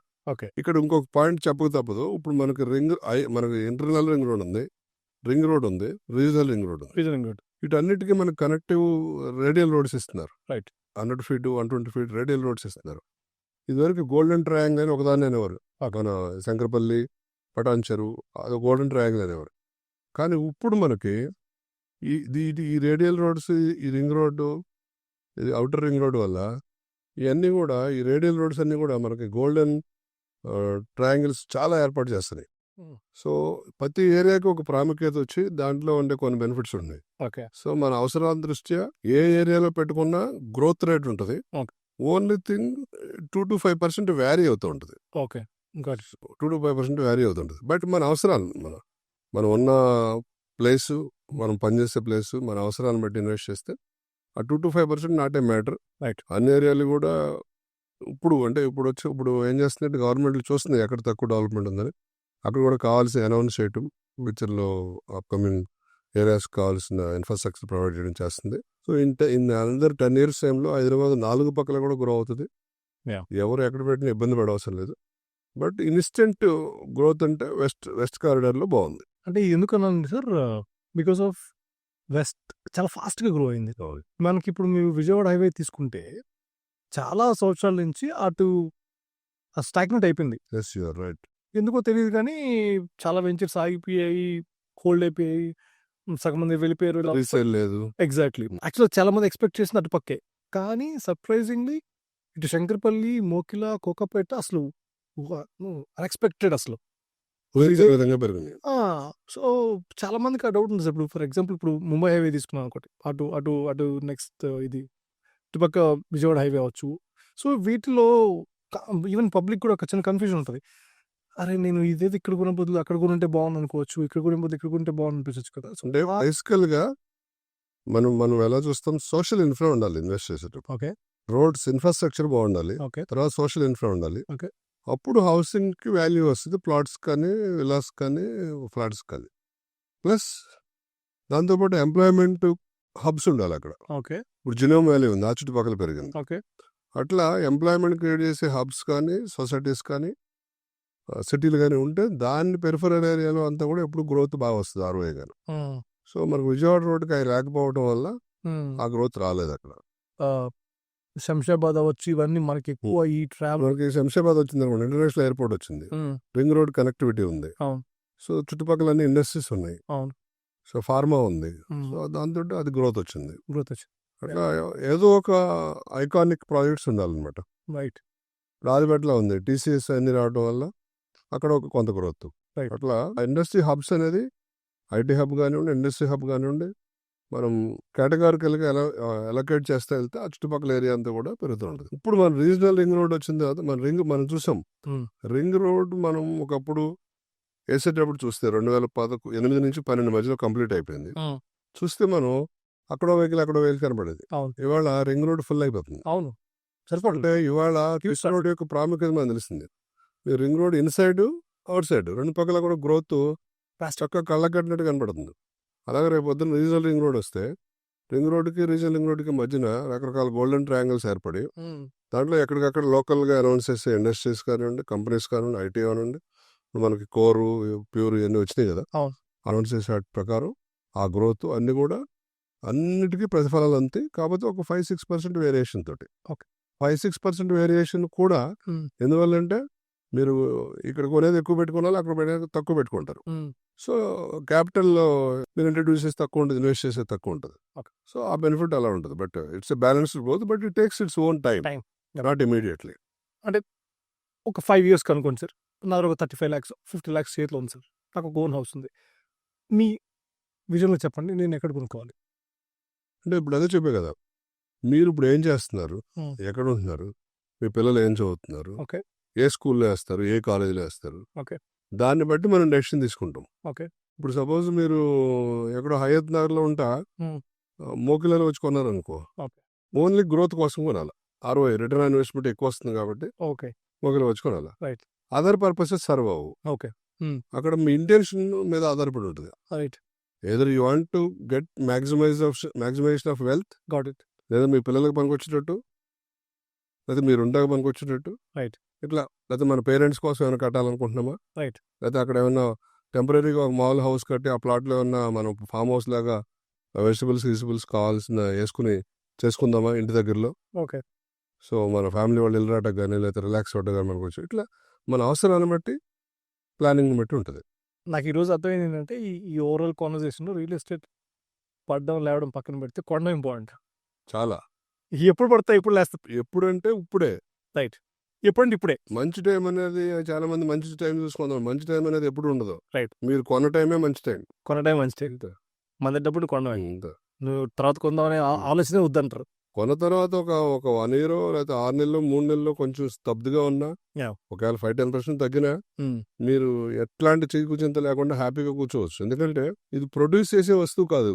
రైట్. ల్యాండ్ అనేది మనం భూమిని ప్రొడ్యూస్ చేయలేం కదా. ఎప్పటికైనా ఉన్న జనాభా పెరిగే జనాభా అంతా పంచుకోవాలి ఉన్న భూమిని. అంతేగా. అందుకే కదా ఇప్పుడు వర్టికల్గా కడుతున్నాం. Oh. సో కాబట్టి ల్యాండ్ అనేది ఎప్పటికీ డిప్రిషియేషన్ లేని వస్తువు. Right. మీకు ఏ వస్తువు అయినా పాడైపోద్ది. అవును. ల్యాండ్ పాడవుతుందా? అవును. It adds value every year after year. Right. Simple policy. Right. ఆ ఒక్క కండిషన్ మీద ల్యాండ్ మీద గుడ్డిగా ఇన్వెస్ట్ చేయొచ్చు. 5 ఏళ్ళు పెరగలేదు, నష్టం లేదు. 6 ఏళ్ళు పెరిగి తీరాల్సిందే.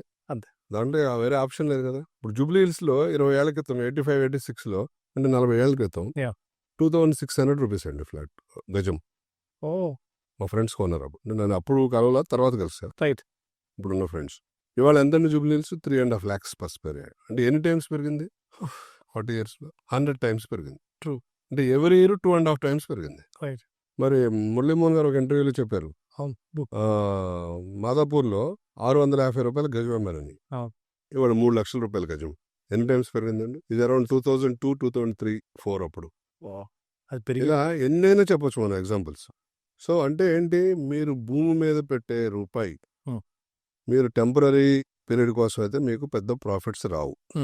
లాంగ్ టర్మ్ మీరు 5 years, 10 years, 15 years, 20 years, 25 years tenure పెట్టుకుని మీ దగ్గర ఉన్న డబ్బుని ఎప్పుడు కావాలో దాని ప్రకారం ఆ ప్లాట్ మీద ఇన్వెస్ట్ చేయాలి.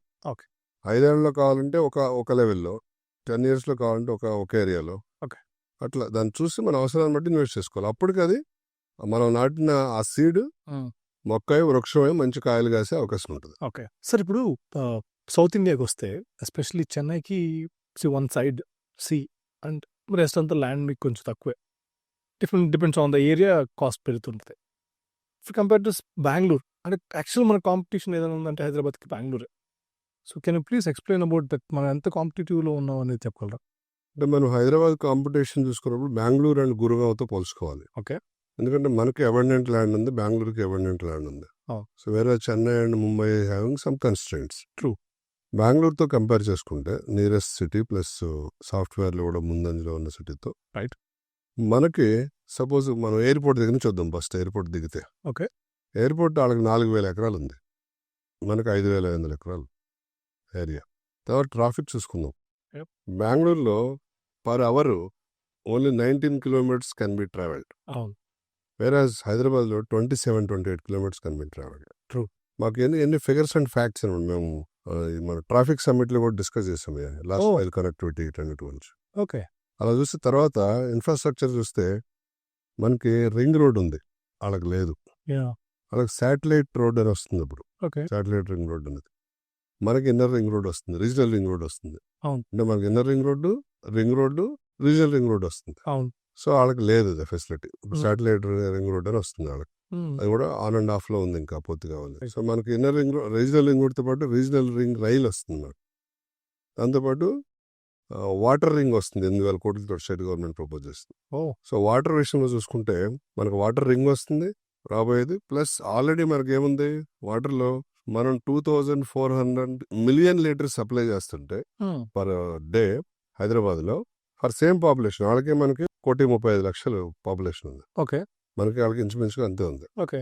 మనం 2,400 మిలియన్ లీటర్స్ వాటర్ సప్లై చేస్తుంటే ఓకే. వాళ్ళు 1,400 మిలియన్ వాటర్స్ మాత్రం సప్లై చేస్తారు, అంటే హాఫ్ మనలో. ఓకే. వాళ్ళకి 700 స్క్వేర్ కిలోమీటర్స్ల పైప్ లైన్ ఉంటే మొత్తం హైదరాబాద్ బెంగళూరు సిటీకి, మనకి 1,450 స్క్వేర్ కిలోమీటర్స్ పైప్ లైన్ ఉంది మనకి. ఓకే. అంటే ఇన్ఫ్రాస్ట్రక్చర్లో కూడా డబుల్ ఉన్నాం, వాటర్లో వేర్ వే హెడ్. ఓకే. వాళ్ళకి మెట్రోలో మాత్రం కొంచెం వాళ్ళు ముందున్నారు. సో వాళ్ళు 96 కిలోమీటర్స్ ఉంది, మనకి 76 కిలోమీటర్స్ ఏదో ఉంది మనకి. రైట్. సో 20 కిలోమీటర్ తక్కువ. బట్ మళ్ళీ సబబ్లో మనకి యా. దాంట్లో మన వాళ్ళకి 45 స్టేషన్స్, ఇంకా some stations at to come. Right. మనకు 56 స్టేషన్స్ ఉన్నాయి మనకి. రైట్. సో వీఆర్ వే హెడ్. సో అంటే ట్రాన్స్పోర్ట్ పరంగా, వాటర్ పరంగా, ఎయిర్పోర్ట్ పరంగా, లీగల్ పరంగా మనకి సిటీ, మన ఇండియాలోనే మనం ద బెస్ట్లో ఉన్నాం. CC cameras, connectivity, law and order పరంగా చాలా వే హెడ్ ఉన్నాం. కాకపోతే ఎందుకు బెంగళూరు ఎందుకు టాపిక్ వస్తుంటే, ముందుగా సాఫ్ట్వేర్ అక్కడ రావటం, అవును. ఐటీ తర్వాత ఐటీ స్టార్టప్స్ అన్ని కూడా బెంగళూరులో ఎక్కువ అవటం. Right. Startup capital of world అది ఆల్మోస్ట్. రైట్. వరల్డ్లో సెకండ్ థర్డ్లో ఉంది, Right. ఇండియాలో నెంబర్ 1. ఆ స్టార్టప్స్ అక్కడ ఎక్కువ రావడం వల్ల కొంచెం ఐటీ రంగంలో ముందున్నారు వాళ్ళు. రైట్. సో మనం బ్రేక్ చేయాల్సింది ఒకటే, ఐటీ వాళ్ళు అక్కడ ఎక్కువ ఉండటం వల్ల, పేమెంట్ ఎక్కువ ఉండటం వల్ల ఆ సక్సెస్ హైదరాబాద్ బ్రేక్ అన్నిటిలో ముందుంది. ఒకటే బ్రేక్ చేయాలి. దానికే మన ప్రజెంట్ గవర్నమెంట్ ఏఐసిటీ పెడుతుంది కాబట్టి, ఐటీ కన్నా సుపీరియర్ ఏదైనా ఉందంటే ఏఐ, ఇప్పుడు వచ్చే ఏఐ. రైట్. సో ఆ ఏఐసిటీ ఆల్రెడీ మన వాళ్ళు ప్లాన్ చేశారు కాబట్టి, Right. అది కూడా అతి తొందరలో మనం దాన్ని కూడా బ్రేక్ చేయగలం. బెంగళూరుని క్రాస్ చేసే అవకాశం కూడా ఉంటుంది ఒకసారి ఏఐసిటీ ఎస్టాబ్లిష్ అయిపోతే. ఇన్ఫ్రాస్ట్రక్చర్ పరంగా అన్ని రకాలుగా ముందున్నాం. అన్నిటికన్నా విచిత్రమైనది ఏంటంటే, ఈవెన్ ఎలక్ట్రిసిటీ ఛార్జెస్ యా. మీకు మనం 50 యూనిట్స్ అంటే బేసిక్ కరెంట్ ఛార్జెస్ వస్తే 50 యూనిట్స్ వరకు Yeah. They are charging around 4 rupees, around 1 rupee 95 paisa. Right. High end లో చూస్తే మనం 8 రూపీస్ ఛార్జ్ చేస్తుంటే వాళ్ళు 10 రూపీస్. అక్కడ కూడా మనం చాలా ఎకనామికల్ గా ఉంది government charges when compare to Bengaluru. Right. ఇట్లా మీకు ట్రాన్స్పోర్ట్ పరంగా కానీ, ఎయిర్పోర్ట్ పరంగా కానీ, వాటర్ పరంగా కానీ, ఎలక్ట్రికల్ పరంగా కానీ, Right. లా అండ్ ఆర్డర్ పరంగా కానీ Hyderabad is the best. Tough. Plus మనకు వచ్చిన కొత్త రోడ్లని కూడా 120, 100, 140 ఫీట్ రోడ్లు మన ఫైనాన్షియల్ డిస్ట్రిక్ట్ కానీ, నియోపోలిస్ కానీ ఇవన్నీ కూడా. సో ఇన్ఫ్రాస్ట్రక్చర్ పరంగా కూడా మనం చాలా స్ట్రాంగ్ గా ఉన్నాం Right. రింగ్ రోడ్ వల్ల మనకి. Right. సో బెంగళూరుని మనం అతి తొందరలోనే క్రాస్ క్రాస్ చేసి ముందుకెళ్లే ఛాన్సెస్ ఉన్నాయి. మన ఏఐసిటీ అన్ని కనుక కార్యరూపం దాలిస్తే ఆ ఇబ్బంది కూడా లేదు మనకి. సో మనకి ప్లస్ హైదరాబాద్ సిటీ ఇన్ఫ్రాస్ట్రక్చర్ కూడా 10,000 crores అలొకేట్ చేశారు కాబట్టి, హైదరాబాద్ ఆల్సో ఆ బ్రిడ్జ్లు కానివ్వండి, అండర్ బ్రిడ్జ్ కానీ, ఓవర్ బ్రిడ్జ్ కానీ కావాల్సిన కూడా ఇన్ఫ్రాస్ట్రక్చర్ వచ్చేస్తుంది, ఇబ్బంది ఏమి ఉండదు. సో వాట్ అబౌట్ మోకిలాస్ ఇన్ఫ్రాస్ట్రక్చర్ వైజ్? హైదరాబాద్ లో మళ్ళీ Mokila is the best area. West part లో ఉండడం వల్ల మనకి ఫైనాన్స్ డిస్ట్రిక్ట్ కి, నియోపోలిస్ కి కోతవేడు దూరంలో ఉంది. రైట్. సో అరౌండ్ 15-16 minutes లో నియోపోలిస్కి వచ్చేస్తాం. రైట్. 18-19 minutes లో ఫైనాన్స్ డిస్ట్రిక్ట్కి వచ్చేస్తాం. అందువల్ల plus pleasure journey, Yeah. Breakless journey అది. Right. అదొక గ్రీన్ ఐలాండ్ అని చెప్పొచ్చు మోకిల. చుట్టూతో త్రిబుల్ వన్ ఉండటం వల్ల, మోకిల ఒకటే రెసిడెన్షియల్ అవటం వల్ల సో మనకి ఎన్విరాన్మెంట్ పరంగా మంచి ఫెసిలిటీస్, మన పాజిటివ్ వైబ్ ఉంది. అలాగే ఒక దగ్గర 22 స్కూల్స్ ఉన్నాయి, ఇంటర్నేషనల్ స్కూల్స్. రైట్. దాంతో ఇప్పుడు కొత్తగా ఒక 7-8 స్కూల్స్ వస్తున్నాయి. ఓ ఓకే. మనకి క్వాంటియం అని, తర్వాత అవిన్య అని, తర్వాత మన సిల్వర్ వర్క్స్ అని, అన్ని కూడా కొత్త స్కూల్స్ అన్ని వస్తున్నాయి. ఆల్రెడీ బిల్డింగ్స్ అయిపోతున్నాయి. ఒక 6-7 స్కూల్స్ కొత్తవి వస్తున్నాయి. ఓకే. ప్లస్ ఒక 6-7 మంచి ఫంక్షన్ హాల్స్ వచ్చినాయి, big function halls. Okay. So ఆ త్రిలోంజి అవటం వల్ల, లిమిటెడ్ కన్స్ట్రక్షన్ అలౌడ్ వల్ల ఇవన్నీ వచ్చినాయి. స్కూల్స్ పరంగా, మనకి సోషల్ ఇన్ఫ్రా పరంగా, ఆఫీసులకి వర్క్ పరంగా చాలా దగ్గరగా ఉండడం వల్ల, అన్నిటికన్నా ముఖ్యమైన 4th పాయింట్ ఏంటంటే ఎన్విరాన్మెంటల్ ఫ్రెండ్లీ అట్మాస్ఫియర్ అక్కడ. సో ఉన్న రోగాలు కూడా సగం తగ్గిపోతాయి మొక్కలు. అంత ప్లెజెంట్ గా ఉంటుంది. అంటే మీకు పొల్యూషన్ ఇండెక్స్ కన్నా చూసుకుంటే మొత్తం ట్విన్ సిటీస్ లో Mokila will be the very very less. So even we migrated to Mokila, we're experiencing and we're informing to the people. So వెళ్ళి అక్కడ నివసించి చెప్తున్నాం మేము, అనుభవం పొంది. సో ఆ పరంగా మోకిలా అన్ని రకాల ఇన్ఫ్రాస్ట్రక్చర్ బాగుండడం వల్ల మోకిలా కూడా బాగా ఫ్లరిష్ అవుతుంది. ఇన్వెస్టర్స్ మంచి ROI వస్తుంది అక్కడ. ఓకే. సో వాటర్ సైడ్ కూడా మనకి అమ్ముకి ఎటువంటి ప్రాబ్లం అలాంటి ప్రాబ్లం లేదు. Because of near to yes, lake of ground water problem లేదు. గ్రౌండ్ వాటర్ గురించి ఆలోచించడం ఒకటి. మనకు ఉన్న స్ట్రక్చర్ హైదరాబాద్ లో ఉన్న ఇది మన ఇప్పుడు చెప్పే కదా వాటర్ ఇన్ఫ్రాస్ట్రక్చర్, అవును. ఇది లేకపోతే అది తెచ్చుకోవచ్చు, దాని మార్గాలు దానుకొని. సో ఎలాంటి ప్రాబ్లం లేదు అసలు. True sir. అసలు మనకు హైదరాబాద్ చరిత్ర, మనం చెన్నైకే నీళ్ళు ఇచ్చాం కదా. అవును. తెలుగు గంగ ద్వారా ఇచ్చాం. ప్లస్ మనం ట్యాంకర్ల ద్వారా కూడా, మనకు మీకు గుర్తుందో లేదో, అవును సార్. సో లాంగ్ బ్యాక్ మన దగ్గర నుంచి గూడ్స్ ట్యాంకర్ల ద్వారా చెన్నైకి వాటర్ లేదు మనకు. అవును. సో మనకి ఏంటంటే ఇటు కృష్ణ, అటు గోదావరి చక్కగా తీసుకురావచ్చు. మనం వాటర్ని ఎంత వాటర్ కావాలంటే అంత తీసుకోవచ్చు. అసలు వాటర్ ప్రాబ్లం అనేది మర్చిపోవాలి విశ్వగారు మనం. ఓకే. ఎందుకంటే ఒకప్పుడు మనం పవర్ చాలా ప్రాబ్లమ్స్ ఉండేవి. తర్వాత కోల్ బేస్డ్ పవర్ డెవలప్ చేసిన తర్వాత చాలా ప్రాబ్లమ్స్ తగ్గిపోయినాయి. అవును. కోల్ పవర్ చేయడానికి మాకు 8 to 9 రూపీస్ ఖర్చు అయ్యేది మనకి ఇద్దరికి. రైట్. కానీ కోల్ చేయడానికి మనకు 5 రూపీస్ ఖర్చు అయ్యేది. అప్పుడు మనకి సోలార్ చేయడానికి ఏమో 10 రూపీస్ ఖర్చు అయ్యేది. ఇప్పుడు సోలార్ ట్రాన్స్ఫార్మ్ అవడం వల్ల సోలార్ పవర్ ప్రొడ్యూస్ చేయడానికి 4 రూపీసే. అందుకని సోలార్ పవర్ పెరుగుతుంది. రైట్. కోల్ పవర్ 5 రూపీస్ నుంచి 8 రూపీస్కి వెళ్ళింది. కోల్ తగ్గిస్తున్నాం. అంటే బ్యాలెన్స్ చేసుకుంటూ వెళ్తాం. వాటర్ సరిపోతే రేపు పొద్దున మనకి నదులు అనుసంధానం చేసి, ఇంటిగ్రేషన్ ఆఫ్ రివర్స్ చేసి, Right. వాటర్ తీసుకొచ్చి వాటర్ గ్రిడ్ తయారు చేసుకుంటాం. రైట్. డీసాలినేషన్ ఆల్రెడీ చెన్నై వాళ్ళు చేస్తున్నారు. సముద్రంలో కావాల్సిన వాటర్ ఉంది, టెక్నాలజీ డెవలప్ అవుతుంది. రేపు పొద్దున వాటర్ గ్రిడ్ తయారు చేసుకుంటాం, డీసాలినేషన్ చేస్తాం, వాటర్ సప్లై చేస్తాం. Right. What is not an issue at all. Only thing infrastructure we have to provide. Right. Right. ఇప్పుడు ఆల్మోస్ట్ అన్ని సిటీస్ నుంచి నార్త్ అవ్వచ్చు, వెస్ట్ అవ్వచ్చు, ఈస్ట్, వీళ్ళందరూ యాక్చువల్లీ హైదరాబాద్లో ఉండడానికి చాలా వరకు, నేను రీసెంట్గా వన్ ఆఫ్ మై ఫ్రెండ్ కలిస్తే వాళ్ళు actually Pune sir. So they moved entire family to Hyderabad and they are staying in Hyderabad from past 6 years. ఇక్కడ ఇల్లు కొనుక్కున్నారు. So it's one of the best place అని, ఇండియాలోనే కాదు, one of the best place for, మన సినిమాలు ఆల్రెడీ తెలుగు సినిమాలు ఎక్కడికి వెళ్ళిపోయాయి, వరల్డ్ వైడ్ రీచ్ అయిపోయాయి. అంటే దునియా ముట్టిమే, ఓకే. ప్రపంచం అరిచేతులు ఇవాళ. అవును సార్. కదా. అవును. మన ఇండస్ట్రీ లెజెండ్ ధీరుభాయ్ అంబానీ గారు చెప్పారు అప్పుడు. అవును. సో అలా ఇవాళ తెలుగు సినిమా ప్రపంచం అంతా రిలీజ్ అవుతుంది. అవును. ప్రపంచంలో ఉన్న వాళ్ళందరూ హైదరాబాద్ వస్తున్నారు. సో దానికి ఒక 4-5 ప్రత్యేక కారణాలు అంటే చక్కటి friendly atmosphere and legal law and order control. తర్వాత అందరికీ అన్ని రకాల ఫుడ్ అందుబాటులో ఉంటుంది. True. Cost of living is very very affordable. True. So SFT rate అన్ని సిటీల కన్నా మన తక్కువ. తక్కువ. హైదరాబాద్ బిల్డర్లు చాలా మంచి వాళ్ళు, చాలా తక్కువ మార్జిన్తో అమ్మేస్తారు. బిజినెస్ చేస్తారు. ఈ అన్ని రీజన్స్ కూడా మా అపార్ట్మెంట్స్ కూడా ఎన్సిటీ కట్టే బిల్డింగ్స్లో కూడా, రాయలపేటలో కానివ్వండి, మా వివాంత సెంట్రల్ కోర్టులో కానివ్వండి, అన్నింటిలో కూడా ప్రైవేట్లో కానివ్వండి, వెస్ట్ బెంగాల్ నుంచి కానీ, ముంబై నుంచి కానీ, ఢిల్లీ నుంచి, యూపీ నుంచి, నేను అందరితో ఇంటరాక్ట్ అవుతూ ఉంటాం కదా. So everybody is there. అన్ని స్టేట్ల నుంచి ఉన్నారు, చెన్నై నుంచి ఉన్నారు. సో మనకి 25% ఇతర రాష్ట్రాల నుంచి ఉంటున్నారు మన కస్టమర్లు. సో అది ఇంకా పెరుగుతుంది స్లోగా, మెల్లిగా. But it's great to hear, sir. Like, all call it as mini Bharat కదా.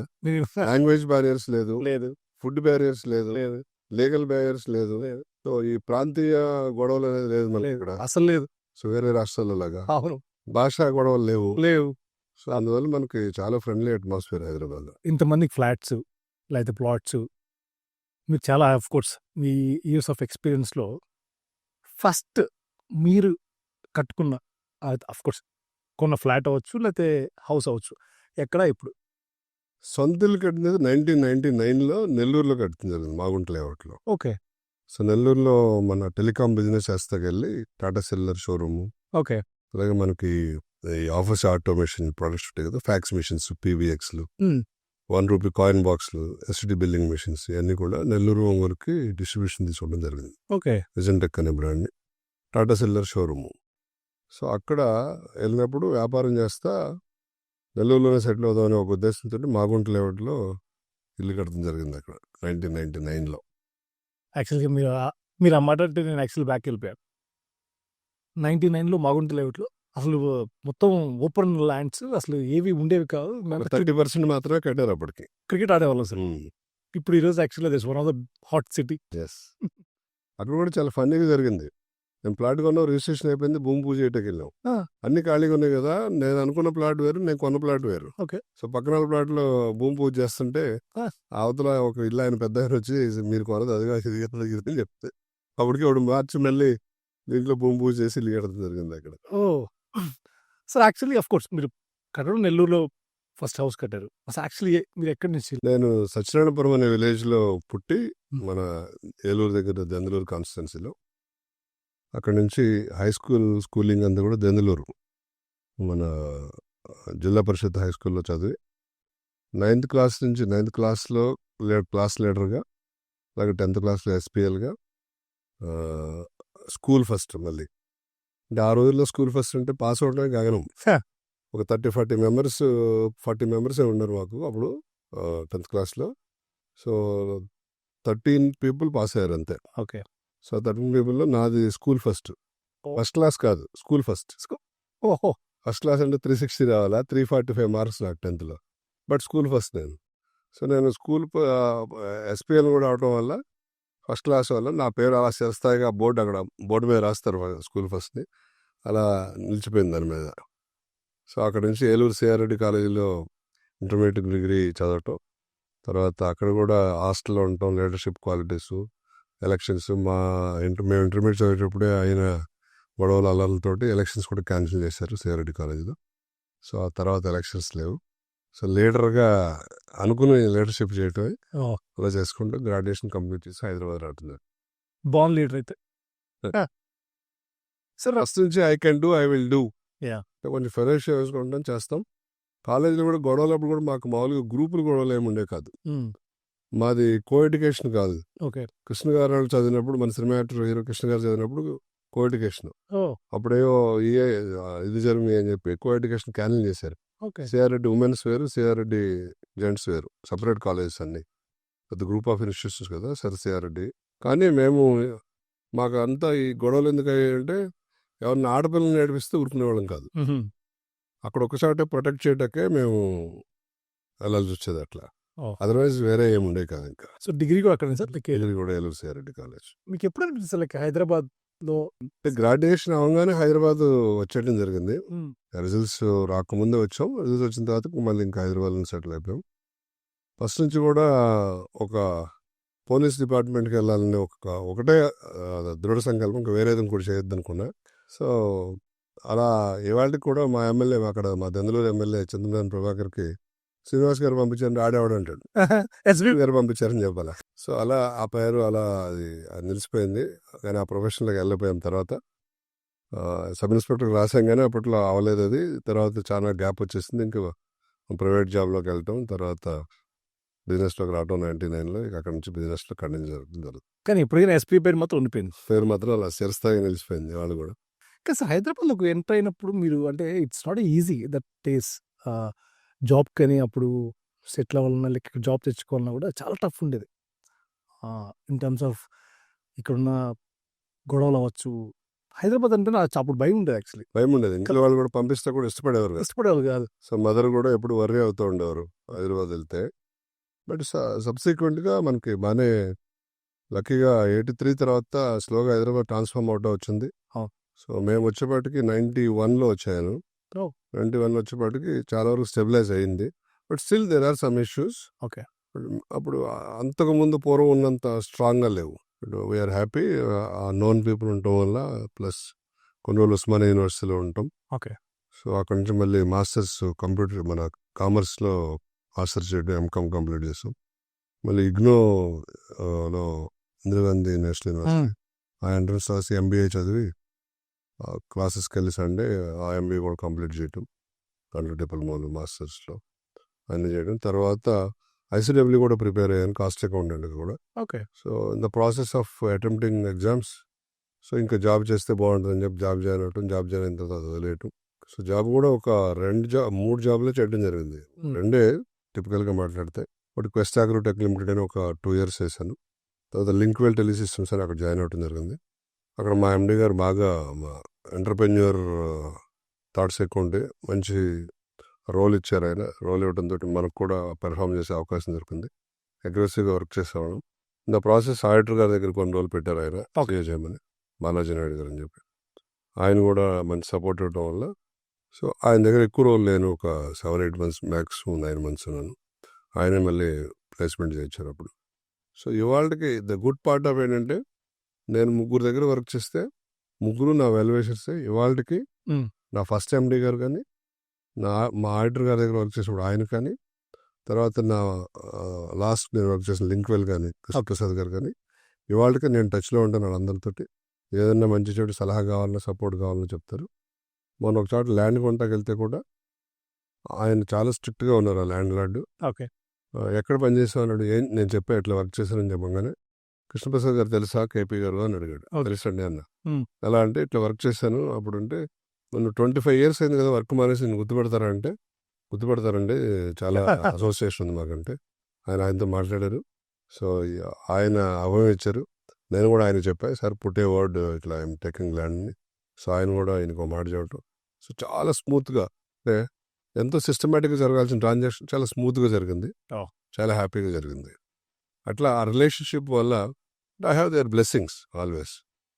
సో ఆ పని చేసిన చాటు కానీ, ఇప్పుడు మనం పనిచేసి కస్టమర్లకు ఇచ్చే చాటు, 2 చోట్ల కూడా మంచి ఆదరణ సంపాదించుకుని మనం, అంటే పాజిటివ్ ఎనర్జీ ఎవ్రీవేర్. Right. ఆ లాయల్టీ, మనం లాయల్టీగా ఉండటం వల్ల వచ్చిన బోనస్ అనమాట అది మనకి. సో డెఫినెట్లీ అంటే not only for other cities, మాకున్న ఒక మిడిల్ క్లాస్ వాళ్ళకి కొనాలంటున్నా కూడా, లేకపోతే ప్లాట్ అవ్వచ్చు, ఫ్లాట్ అవ్వచ్చు, వాటి మీద ఉన్న భయాలు అవ్వచ్చు, ఇవన్నీ ఎంతో కొంత నా ఆడియన్స్కి మీ త్రూ అందించాలని అనుకుంటున్నాను. But I'm so happy and thanks for coming for. తప్పకుండా ఇప్పుడు మనం బేసిక్ పాయింట్స్ కొన్ని ఇవ్వగలిగాము. Right. ఈ టైం కన్స్టెంట్ వల్ల it takes lot of time. ఈ subject takes minimum 1 hour 2 hours Time. So will keep on doing some podcast. Definitely sir, మీ time దొరికినప్పుడల్లా. మన 20 years అనుభవాన్ని అంతా సాధించిందంతా Right. రంగరించి ఒక్కొక్క సబ్జెక్ట్ని తీసుకుని అవును సార్. వీలైనప్పుడల్లా మన వంతు బాధ్యత మనం సొసైటీకి అవును. విజ్ఞానాన్ని అందిద్దాం. వాళ్ళు అనాలిసిస్ చేసుకుని, వాళ్ళు రైట్ డెసిషన్ తీసుకుని, వాళ్ళు కూడా మంచి ప్రయోజకులు అయితే మనందరికి కూడా ఆనందం అది. అంటే మీ ఎక్స్పీరియన్స్ యాక్చువల్లీ, Yes. లైక్ మీ ఎక్స్పీరియన్స్లో కొంతమందికి వాళ్ళ డే టు డే లైఫ్లో వాళ్ళు రెగ్యులర్గా వర్క్ చేసుకుని వెళ్ళిపోతారు, కానీ సో ఎక్కడ ఇన్వెస్ట్ చేయాలి, ఉన్న డబ్బులు ఎలా దాన్ని ప్రాపర్ యూటిలైజ్ చేసుకోవాలి అనేది ఇట్స్ ఆల్ అబౌట్ ఎక్స్పీరియన్స్ అండి. మొన్న ఒక ఇన్ఫర్మేషన్ వచ్చింది నాకు. అంతకుముందు నేను చేసిన పాడ్కాస్ట్ చూసి, ఓకే. హైడ్రాలో ఒక ఆయన టెంపరీ డిపార్ట్మెంట్, మొత్తం హోమ్ గార్డ్ ఏంటో, ఓకే. ఆయన పాడ్కాస్ట్ అంతా చూసి వెళ్ళి Ah. అన్ని స్టడీ చేసి ఆ పాయింట్లన్నీ నేర్చుకుని వెళ్ళి బిల్డర్ దగ్గర దిల్సుఖ్ నగర్లో ఫ్లాట్ కొన్నాడు. వావ్. సో థ్యాంక్స్ అని నేను చెప్పి వాళ్ళ కజిన్ వచ్చి చెప్పాడు నాకు. అంతే సార్, ఏదో ఒక రూపంలో ఇప్పుడు ఈ ప్లాట్ఫామ్ త్రూ ఎంతో మందికి, ఒకప్పుడు సినిమా ఇది అప్రిషియేషన్ లేవు సార్, నా యూట్యూబ్ లైక్ ఇంతమందికి ఇన్ఫర్మేషన్ ఇవ్వగలుగుతున్నాం అంటే ఎస్, ఇట్స్ ఆల్ పాడ్కాస్ట్లు ఇవన్నీ కూడా ఇండస్ట్రీ ఎక్స్పర్ట్లు ఇచ్చే ఒపీనియన్స్ రైట్, ఒక బ్రిడ్జ్ లాగా ఉపయోగపడతాయి కస్టమర్స్ అందరూ, ఉపయోగపడతాయి. ఇన్వెస్టర్స్ అందరూ. సో మీరు టైం ఇచ్చినందుకు, సో మా స్టూడియోకి వచ్చినందుకు చాలా sir thanks. Pleasure having you. Thank you sir, thank you so much sir.